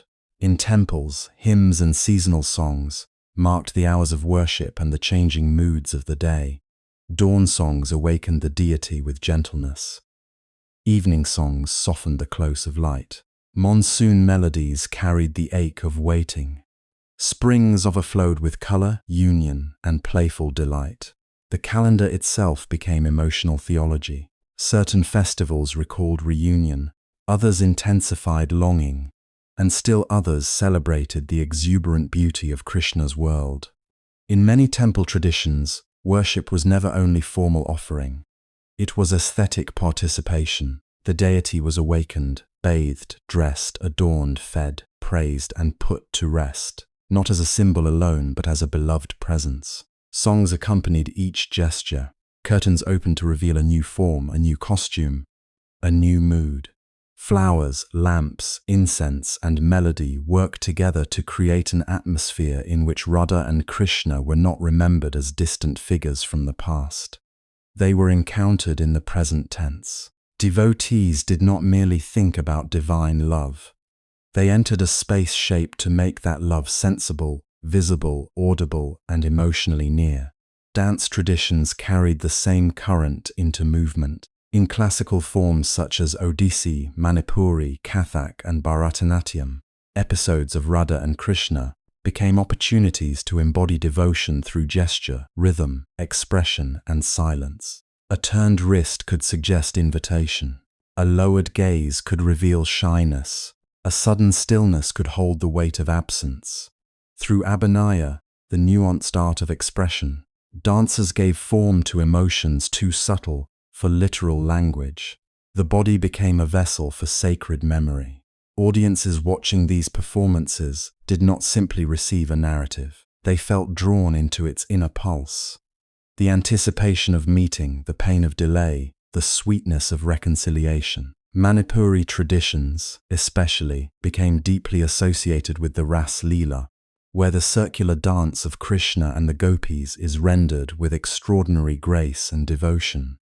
Here, the movement itself suggests a cosmos of love, where longing and fulfillment revolve around a center that is both intimate and infinite. In Kathak, too, the storytelling brilliance of gesture and rhythm made Krishna's playful charm and Radha's emotional subtlety vivid to audiences across time. These dances kept the tradition alive, not as museum inheritance, but as something renewed each time it was performed. Painting offered yet another sacred language. In the miniature schools of Rajasthan, Pahari regions, and beyond, artists filled manuscripts and albums with scenes of Radha and Krishna beneath moonlit skies, among flowering groves, near rivers, within pavilions, or in the charged stillness of separation. These paintings are often small, but their emotional scale is vast. A dark blue figure with a flute beneath a tree, a woman waiting in a chamber while lightning fractures the monsoon sky, two lovers meeting in secret while attendants sleep, a forest glowing with impossible color, as if nature itself has become devotional feeling. The painters understood what the poets knew. Landscape is never only background. The season, the moon, the storm, the blossom, the riverbank, all mirror the inner state of love. A night heavy with clouds can become the weight of longing. The first rains can become the stirring of memory. Spring can carry reunion in every branch and petal. Through visual art, the emotional world of Radha and Krishna became something one could contemplate in silence. A single image could hold joy and melancholy together. It could reveal the sacred in a glance, a distance between two figures, a path through trees, a flute resting at the lips. Festivals ensured that this love did not remain confined to specialists, scholars, or elite patrons of art. Holi, Janpatami, Julanyatra, Radhashtami, and countless local observances carried Radha and Krishna into public celebration. Color, song, procession, reenactment, and shared ritual made devotion communal. During Holi especially, Krishna's playful energy and the atmosphere of Braj came alive in laughter, music, and clouds of color. In swing festivals, the image of Radha and Krishna on a decorated jhula invited tenderness and delight. During Janmashtami, Krishna's birth was celebrated with joy, while songs and dramatic performances brought his early life into the emotional world of families and communities. In many villages and towns, local traditions adapted the story with regional accents, melodies, costumes, and customs. This did not weaken the tradition, it enriched it. The divine love of Radha and Krishna proved spacious enough to belong everywhere without losing its sacred core. A mother singing a lullaby, a temple singer leading kirtan, a troupe performing Ras Leela, a painter illuminating a manuscript, a dancer preparing bhakti, a pilgrim listening at dusk. Each became part of the transmission. Through them, the story remained alive not because it was fixed, but because it was continually reimagined with reverence. That is the deeper truth beneath all these forms. Divine love survives not only because it was written down, but because it was felt again and again. Scripture gives foundation, but performance gives breath. Poetry gives language, but song gives pulse. Ritual gives structure, but memory gives continuity. Collective imagination, shaped by generations of devotion, keeps Radha and Krishna near even when the original world of Vrindavan feels far away. They live where hearts learn to recognize longing as sacred, beauty as revealing, and love as a way of knowing. This is why their presence has remained so vivid across centuries. People have not preserved Radha and Krishna merely as religious heritage. They have returned to them as one returns to a well in times of thirst. Their story offers companionship to grief, meaning to desire, tenderness to devotion, and splendor to remembrance. In every era, artists found new ways to say what cannot be exhausted, that the soul longs, that the divine answers, that separation can deepen love, and that beauty may become a doorway to truth. Even now, somewhere, their names are being sung in a morning raga. Somewhere, a dancer is practicing the glance of Radha before meeting Krishna. Somewhere, a child is hearing a festival story for the first time. Somewhere, an old painting is being opened like a window into another emotional world. Somewhere, in a crowded temple or a quiet room, a voice is repeating the beloved names until memory itself becomes prayer. And in all these places, the ancient love of Radha and Krishna is not past. It is happening. Yet, the enduring power of their story does not belong only to temples and poems. It also belongs to the lives of those listening now. It lives in the quiet moment when a stranger's kindness startles us into remembering that love asks nothing but sincerity, and in the hush after music fades, when the heart still aches pleasantly for something it cannot quite name. Perhaps that is why Radha and Krishna continue to feel so near, even to people separated from their world by centuries, languages, and customs. We may not live in Vrindavan. We may never stand beneath Kadamba trees or hear the sound of a flute carried across moonlit fields, and still something in us recognizes them, not only as sacred figures, not only as icons of devotion, but as mirrors of the most delicate and difficult movements of the human heart. Their story survives because it speaks in symbols, yes, but also because it speaks in feelings we still know intimately.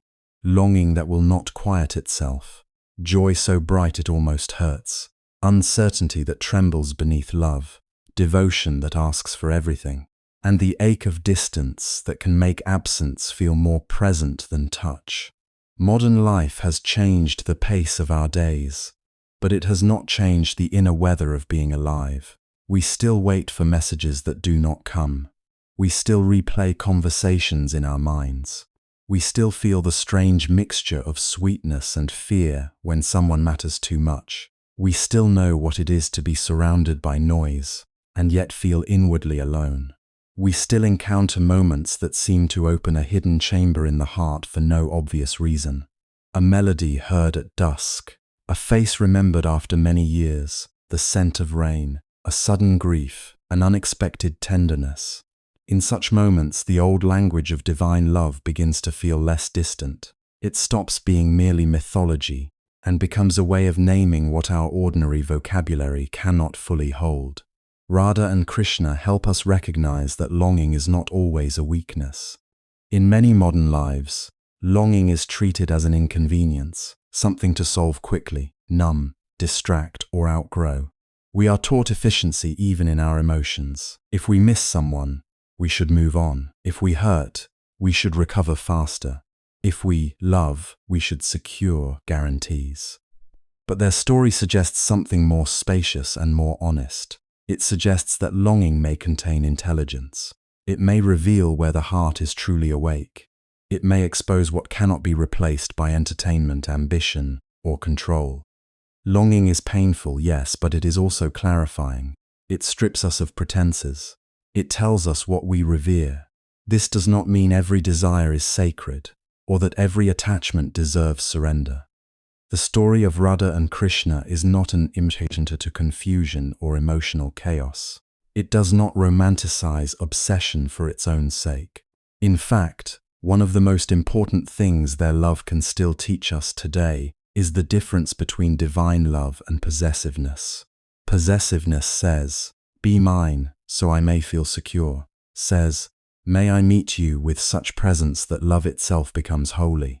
Possessiveness tightens its grip. It fears change, fears freedom, fears mystery. It wants ownership more than encounter. But the love associated with Radha and Krishna moves in another direction. It is intimate without being crude, passionate without being controlling, intense without reducing the beloved to an object. This distinction matters deeply in our time. We live in a world where love is often confused with access, attention, or emotional claim. People can mistake constant contact for closeness, jealousy for devotion, and dependency for depth. Yet the sacred dimension of Radha and Krishna's bond reminds us that real love is not proven by domination. It is proven by the quality of one's presence, by reverence, by the willingness to be transformed. To love deeply is not to imprison the beloved inside our needs. It is to become more truthful, more humble, more capable of seeing beyond ourselves. In that sense, their story does not encourage us to want more from others. It asks more from us.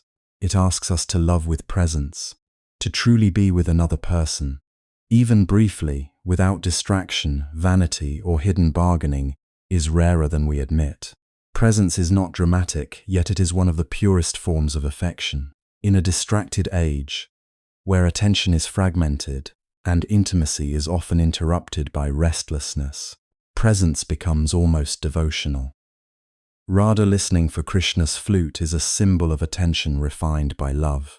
Krishna turning toward Radha is a symbol of recognition deeper than spectacle. We may not live their story literally, but we understand what it means to crave a meeting that is whole, unhurried, and real. It asks us to love with humility. Humility in love does not mean self-erasure. It means understanding that the beloved is not here to complete our fantasies. It means approaching another soul with wonder rather than entitlement. So much suffering in relationships comes from the demand that love confirm our importance, heal our insecurity, or obey our preferred script. But humility allows love to breathe. It allows us to receive rather than seize. The devotional traditions surrounding Radha and Krishna know that the heart comes closest to the sacred not when it boasts, but when it softens, to loves with depth. Depth is not intensity alone. Intensity can be impulsive, shallow, even destructive. Depth endures silence. Depth survives uncertainty without immediately turning to panic. Depth knows that what is most meaningful cannot always be measured by public proof. The bond between Radha and Krishna has endured for centuries, not because it offers easy resolutions, but because it reveals a love that continues through memory, distance, song, and inward experience. In our own lives, depth may look quieter. It may appear in loyalty, prayer, forgiveness, patient care, or simply in the refusal to let the heart become cynical. There is another reason their story still speaks to us. Spiritual yearning has not disappeared from modern life. It has only changed its clothing. Not everyone names it as devotion. Not everyone brings it to a temple, a ritual, or a sacred text. But yearning for something greater, more beautiful, more true than the surface of things, remains deeply human. Sometimes it appears as loneliness that no social success can cure. A person may have acquaintances, achievements, plans, and still feel that some essential note is missing. That feeling can become bitterness, or it can become a question. What am I really hungry for? What is this emptiness asking of me? Sometimes spiritual yearning appears through beauty. A piece of music enters the room, and for a moment the defenses fall away. A painting, a line of poetry, the sight of evening light on a familiar street. Suddenly the world seems charged with tenderness. We may not know why we feel moved. We only know that something in us has been touched by more than appearance. Beauty, in such moments, is not decoration. It is revelation. It hints that the world is more alive, more intimate, more meaningful than our hurried habits usually allow us to perceive. This is one reason the songs of Radha and Krishna continue to matter. Music can carry devotion where argument cannot. A melody reaches regions of the heart that logic leaves untouched. Sometimes yearning comes through grief. Loss can break the ordinary arrangement of life so completely that deeper questions emerge on their own. When someone beloved is gone, when a relationship changes beyond repair, when a season of life closes and cannot be recovered, we begin to understand absence differently. It is no longer just emptiness. It becomes a presence of another kind, a silent shaping force. The traditions of longing around Radha and Krishna recognize this paradox with extraordinary tenderness. Separation hurts, but it can also refine love. It can strip love of laziness and reveal what was always essential.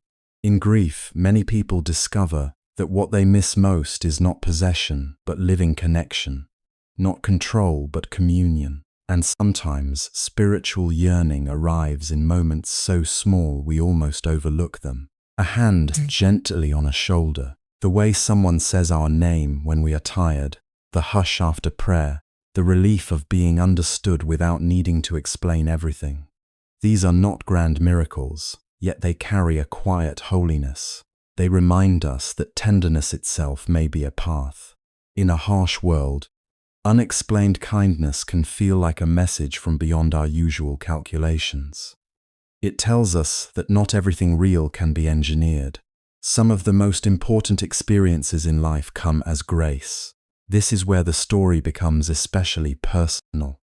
We do not need to imitate Radha and Krishna outwardly in order to be changed by what they signify inwardly.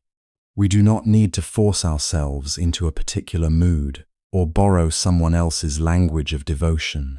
The invitation is gentler than that. It is to notice where our own hearts are being called towards sincerity. What do we truly love? What do we serve without admitting it? What loss has made us deeper? What beauty has undone us? What music has made us remember a tenderness we thought we had lost? What loneliness is really a disguised spiritual thirst? For some, this recognition may deepen religious faith. For others, it may simply open a more contemplative way of living. It may teach a person to pause before reducing love to transaction. It may soften the urge to possess. It may create more patience with the unfinished nature of human relationships. It may even make us more compassionate. Because once we understand how much the heart can carry, desire, fear, devotion, confusion, memory, we become less quick to judge the hidden struggles of others.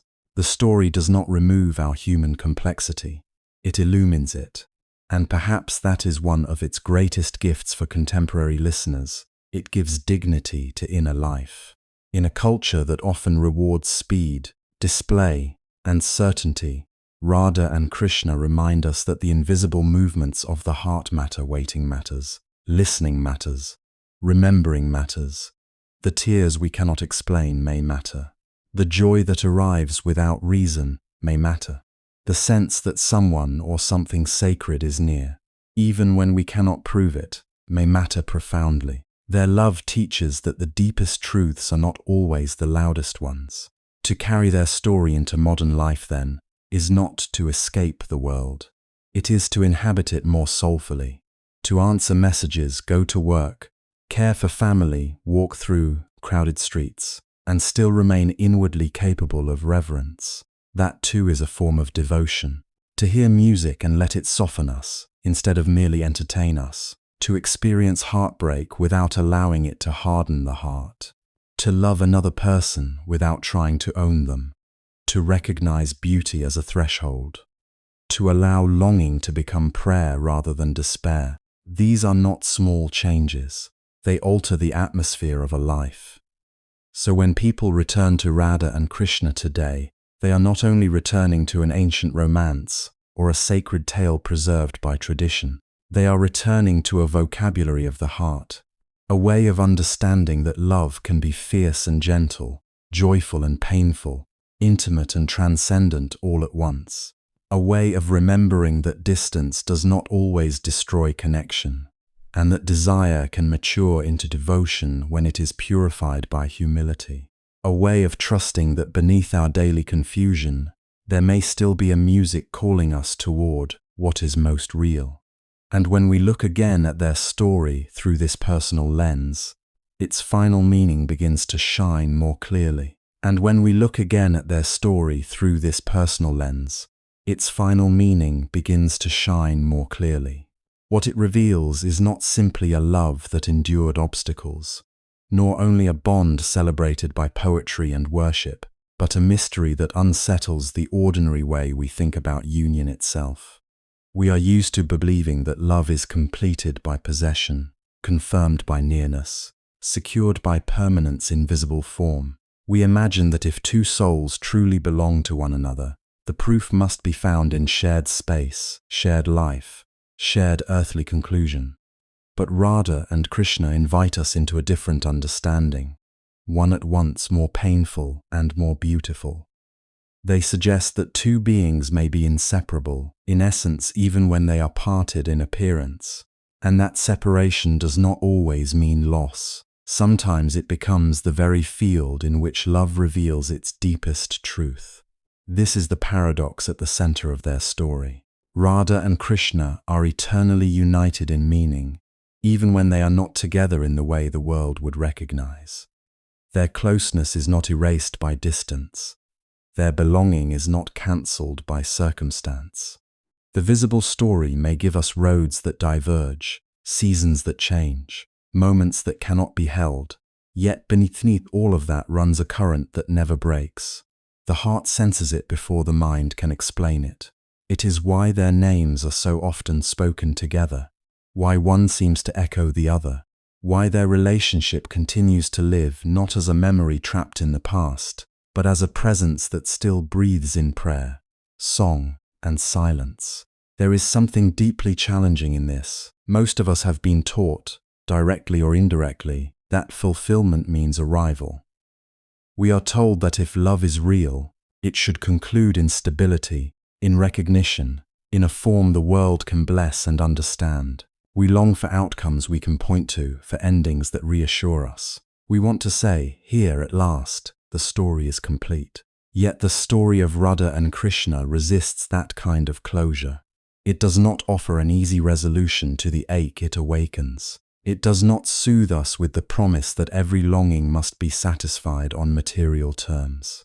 Instead, it asks whether our idea of fulfillment has been too narrow. It asks whether the deepest union might not always be something external, something measurable, something social. It asks whether there is a meeting more intimate than physical closeness, more enduring than circumstance, more transformative than possession. In this sense, their story is not a denial of human love, but a refinement of it. It does not say that earthly expressions of love are meaningless. Rather, it gently reveals their limits.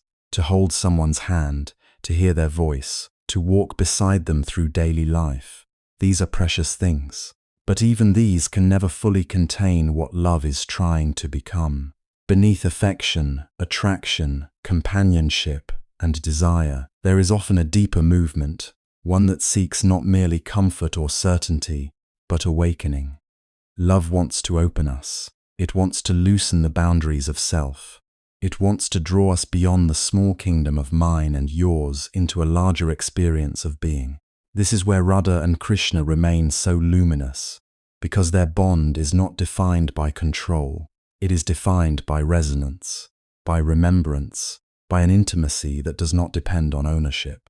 To possess is to try to fix a living mystery into a stable shape. To love, in the language their story teaches, is something far more tender and far more demanding. It is to let the beloved remain free and still feel them as one's own, in a way no law can grant and no separation can revoke. It is to discover that the soul does not cling most deeply when it grasps, but when it offers itself in sincerity. Radha does not become less significant because she cannot contain Krishna within ordinary boundaries. Krishna does not become less present because he cannot remain forever in one visible moment of pastoral sweetness. On the contrary, what makes their relationship so enduring is that it reveals a connection that cannot be exhausted by form. The form matters, the meeting matters, the glance, the music, the shared joy of Vrindavan. All of it matters profoundly, but these are not the whole of the truth. They are the doorway through which a greater truth enters. Radha stands in this mystery as the devoted heart. She is not merely a character in a sacred romance. She becomes the image of the soul in its most refined longing. Through her, yearning is no longer reduced to emotional lack. It becomes a mode of knowing. She shows us that the heart, when purified by love, develops its own kind of wisdom.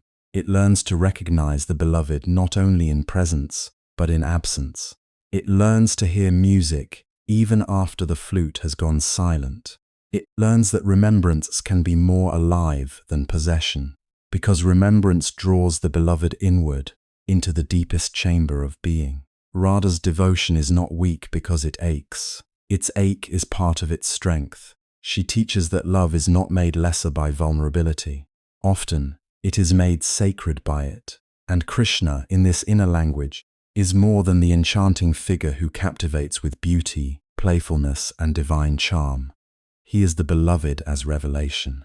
He is the call that awakens what is dormant in the soul. He is joy, yes, but also disruption. He enters the heart and rearranges its priorities. He exposes the insufficiency of ordinary attachments by offering a taste of something boundless. This is why those touched by him cannot easily return to the old scale of values. Once the heart has glimpsed a love that feels infinite, lesser satisfactions no longer seem enough. Krishna, then, is not simply an object of affection. He is the divine presence that summons the self beyond itself. He is the beauty that wounds in order to heal, the nearness that sometimes withdraws in order to deepen devotion. The beloved who teaches that longing itself can become a path. Together, Radha and Krishna form a language for inner awakening. They express something that philosophy alone can describe, but not always make us feel. Through them, we begin to understand that the drama of love is also the drama of consciousness. The lover and the beloved are not only two figures in a narrative, They are dimensions of spiritual experience. Radha is the heart reaching outward and inward at once.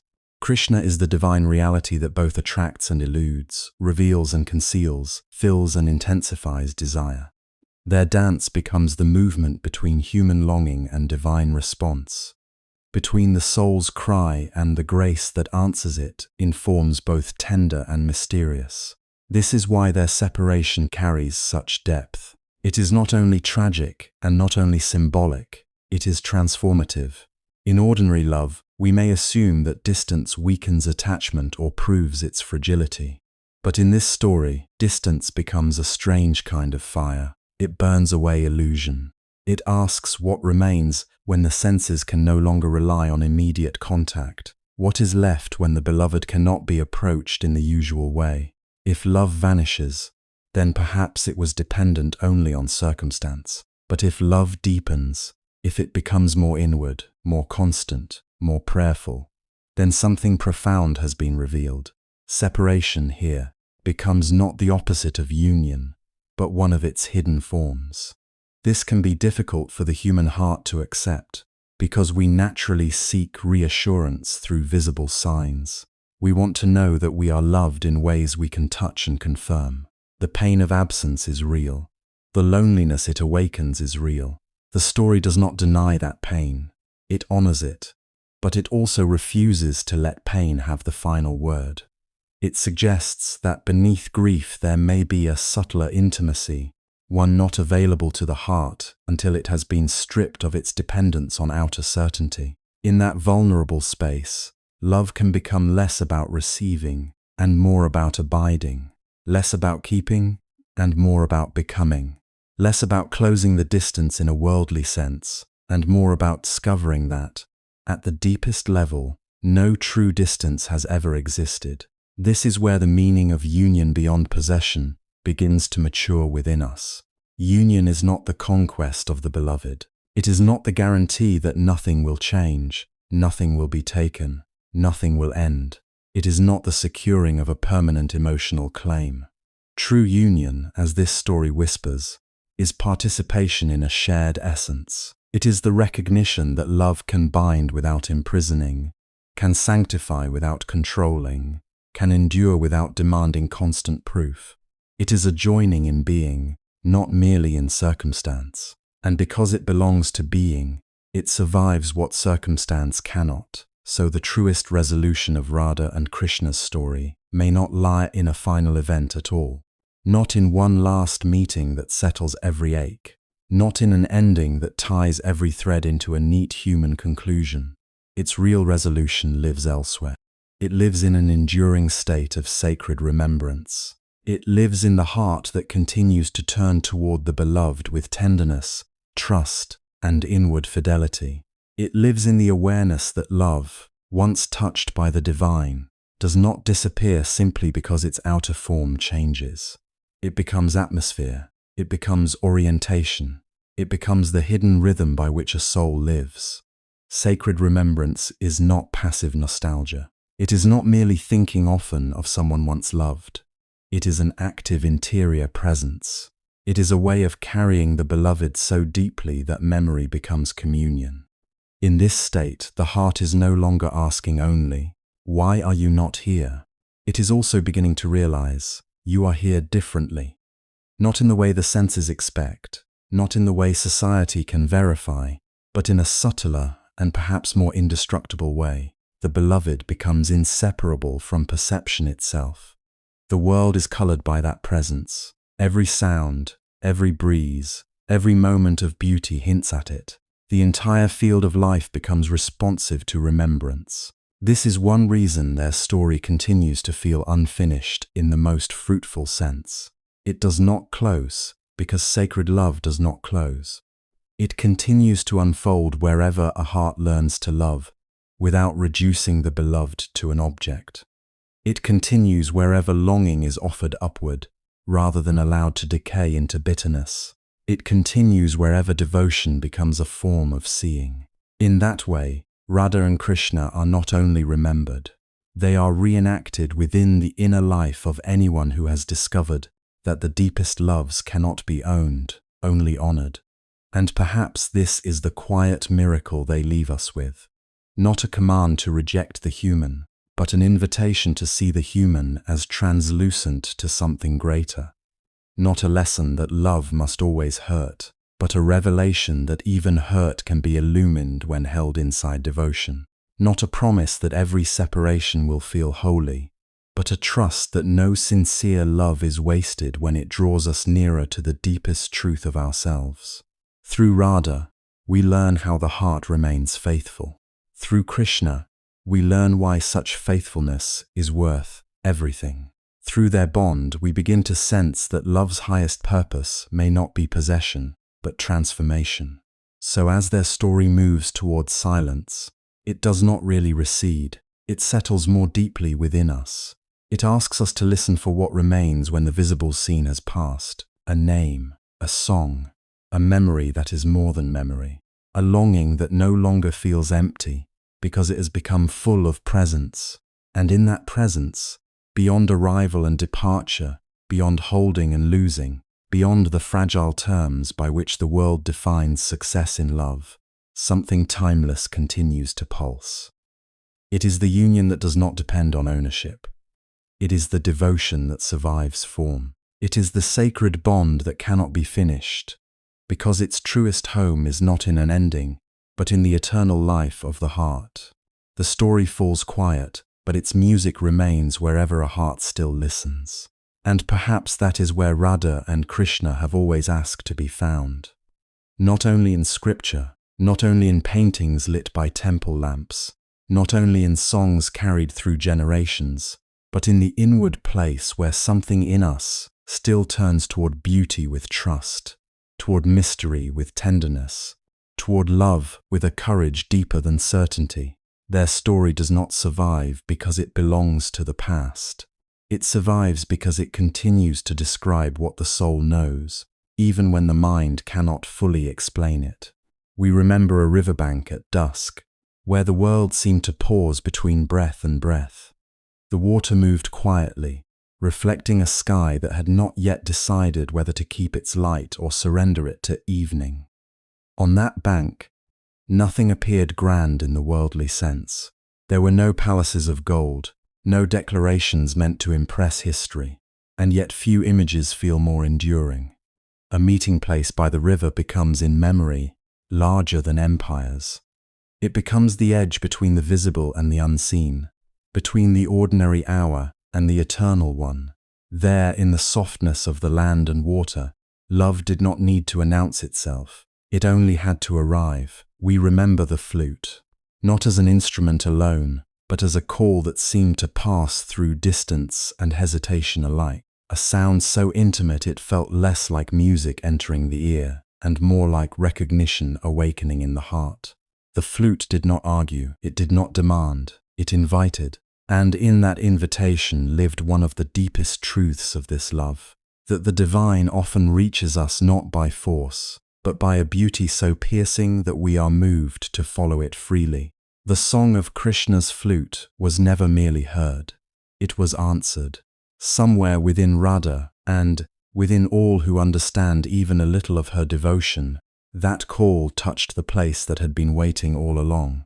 We remember the moonlit dance, where movement became worship and joy became revelation.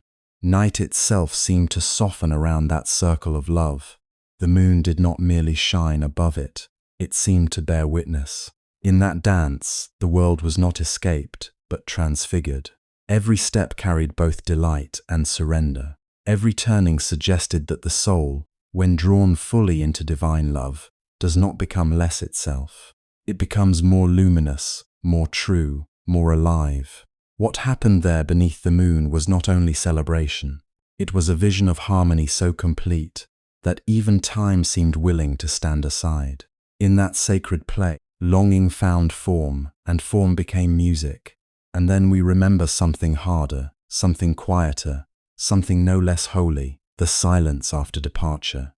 The place where sound had been, and then was not. The path once crossed together, now empty.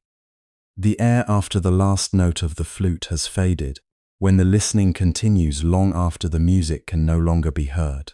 This silence is one of the reasons their story remains so deeply human, even within its divinity. For love is not proven only in meeting. Very often, it is revealed in what remains when meeting is no longer possible in the way one once knew it. Silence, in their story, is not the end of love. It is the chamber in which love deepens beyond appearance. And we remember the heart that continues to remember.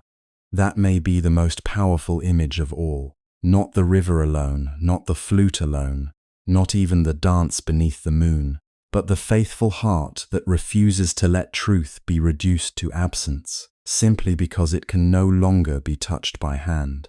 Radha remembers not as one clinging to a vanished moment, but as one who has been inwardly transformed by contact with the eternal.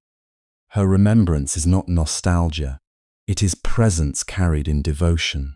It is the kind of knowing that remains warm even through sorrow, because it has discovered that what is deepest in love cannot be removed by distance. This is why Radha and Krishna endure. Not only because they are beautiful, though they are. Not only because they are sacred figures, though they are. They endure because their love gives language to something universal and unending in human experience. It names the longing to belong wholly to what is most true. It names the ache to be gathered into beauty without fear. It names the quiet certainty that there is something in us made not merely to survive the world, but to answer the divine within it. In their bond, countless hearts recognize their own hidden desire, not simply to be loved in a fleeting way, but to be drawn into a love that reveals who they really are. There are forms of longing that diminish us, and there are forms of longing that refine us. The longing at the center of Radha and Krishna's story is not empty craving. It is not restlessness for its own sake. It is longing made luminous by direction. It turns toward the beloved, and in doing so it becomes a path. This is part of the tenderness of their legacy. They do not ask us to deny longing.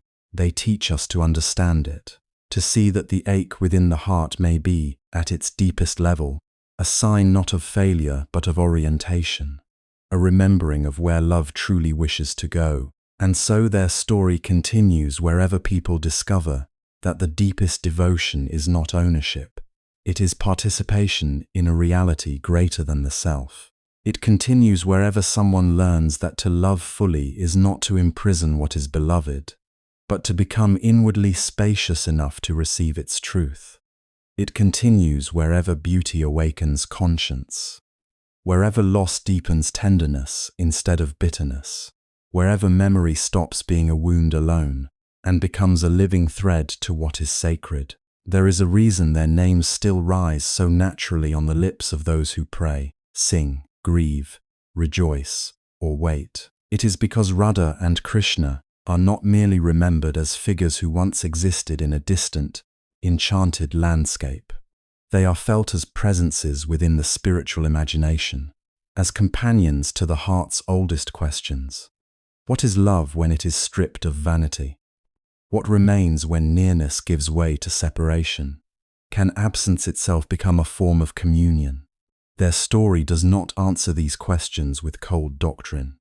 It answers through image, through feeling, through the paradox of sweetness and sorrow held together until they reveal a wisdom words alone cannot carry.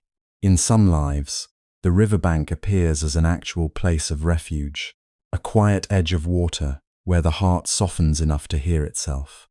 In other lives, it appears inwardly as a moment of pause, amid noise, where one suddenly senses that life is more than striving.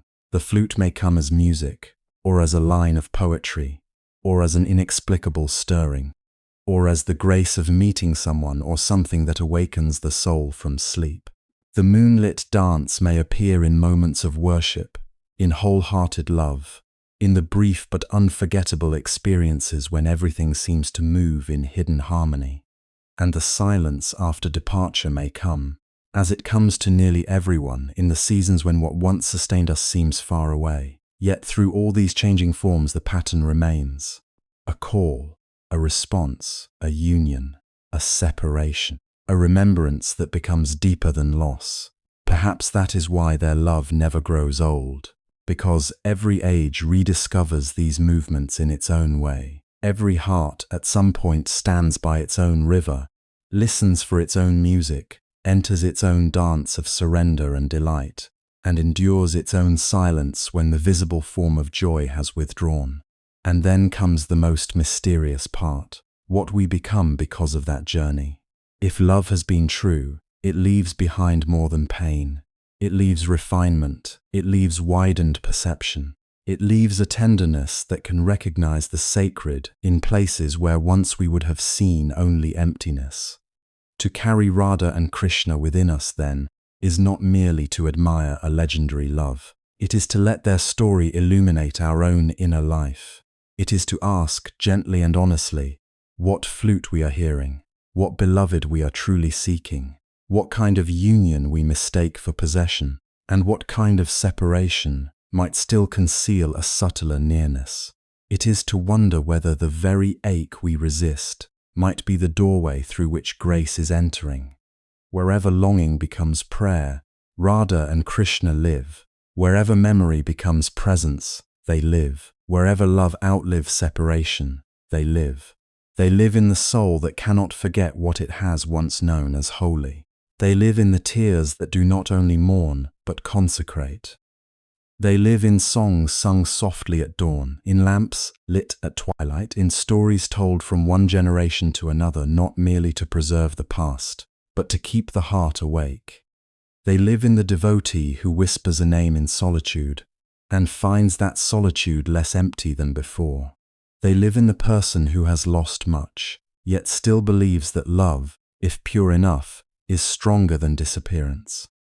They live in every act of inward turning by which the human heart chooses reverence over despair. And maybe this is their final gift to us, not certainty in the rigid sense, but closeness. A sense that the distance between the human and the divine is not crossed by power alone, but by tenderness. That the highest truths may come to us not with thunder, but with music. Not with conquest, but with remembrance.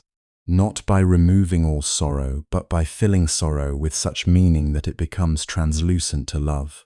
So we leave them where they have always been. By the river that reflects both earth and sky, within the note that summons without coercing, beneath the moon that blesses the dance of souls, inside the silence that follows parting, and most of all within the heart that continues, quietly, faithfully, to remember their story does not end. There it keeps unfolding in anyone willing to listen beneath the surface of things. And as the final echoes grow soft, what remains is not emptiness, but warmth. Not conclusion alone, but stillness alive with presence. We do not leave with every mystery solved. We leave with something gentler and perhaps more enduring. A heart made deeper by having stood near a love that asks nothing less than sincerity, surrender, and trust. A heart that now knows that some unions are too profound to be measured by staying or leaving, by arrival or departure, by the brief arithmetic of worldly time. Radha and Krishna endure because their love belongs to that vaster order. It lives wherever the soul turns toward truth as toward a beloved. It lives wherever beauty becomes a pathway rather than a distraction. It lives wherever devotion ripens beyond desire for possession and becomes a way of being. And so, even as the story comes to rest, its deepest promise remains close beside us, quiet and undiminished. Radha and Krishna's love endures because it lives wherever longing becomes devotion and devotion becomes union.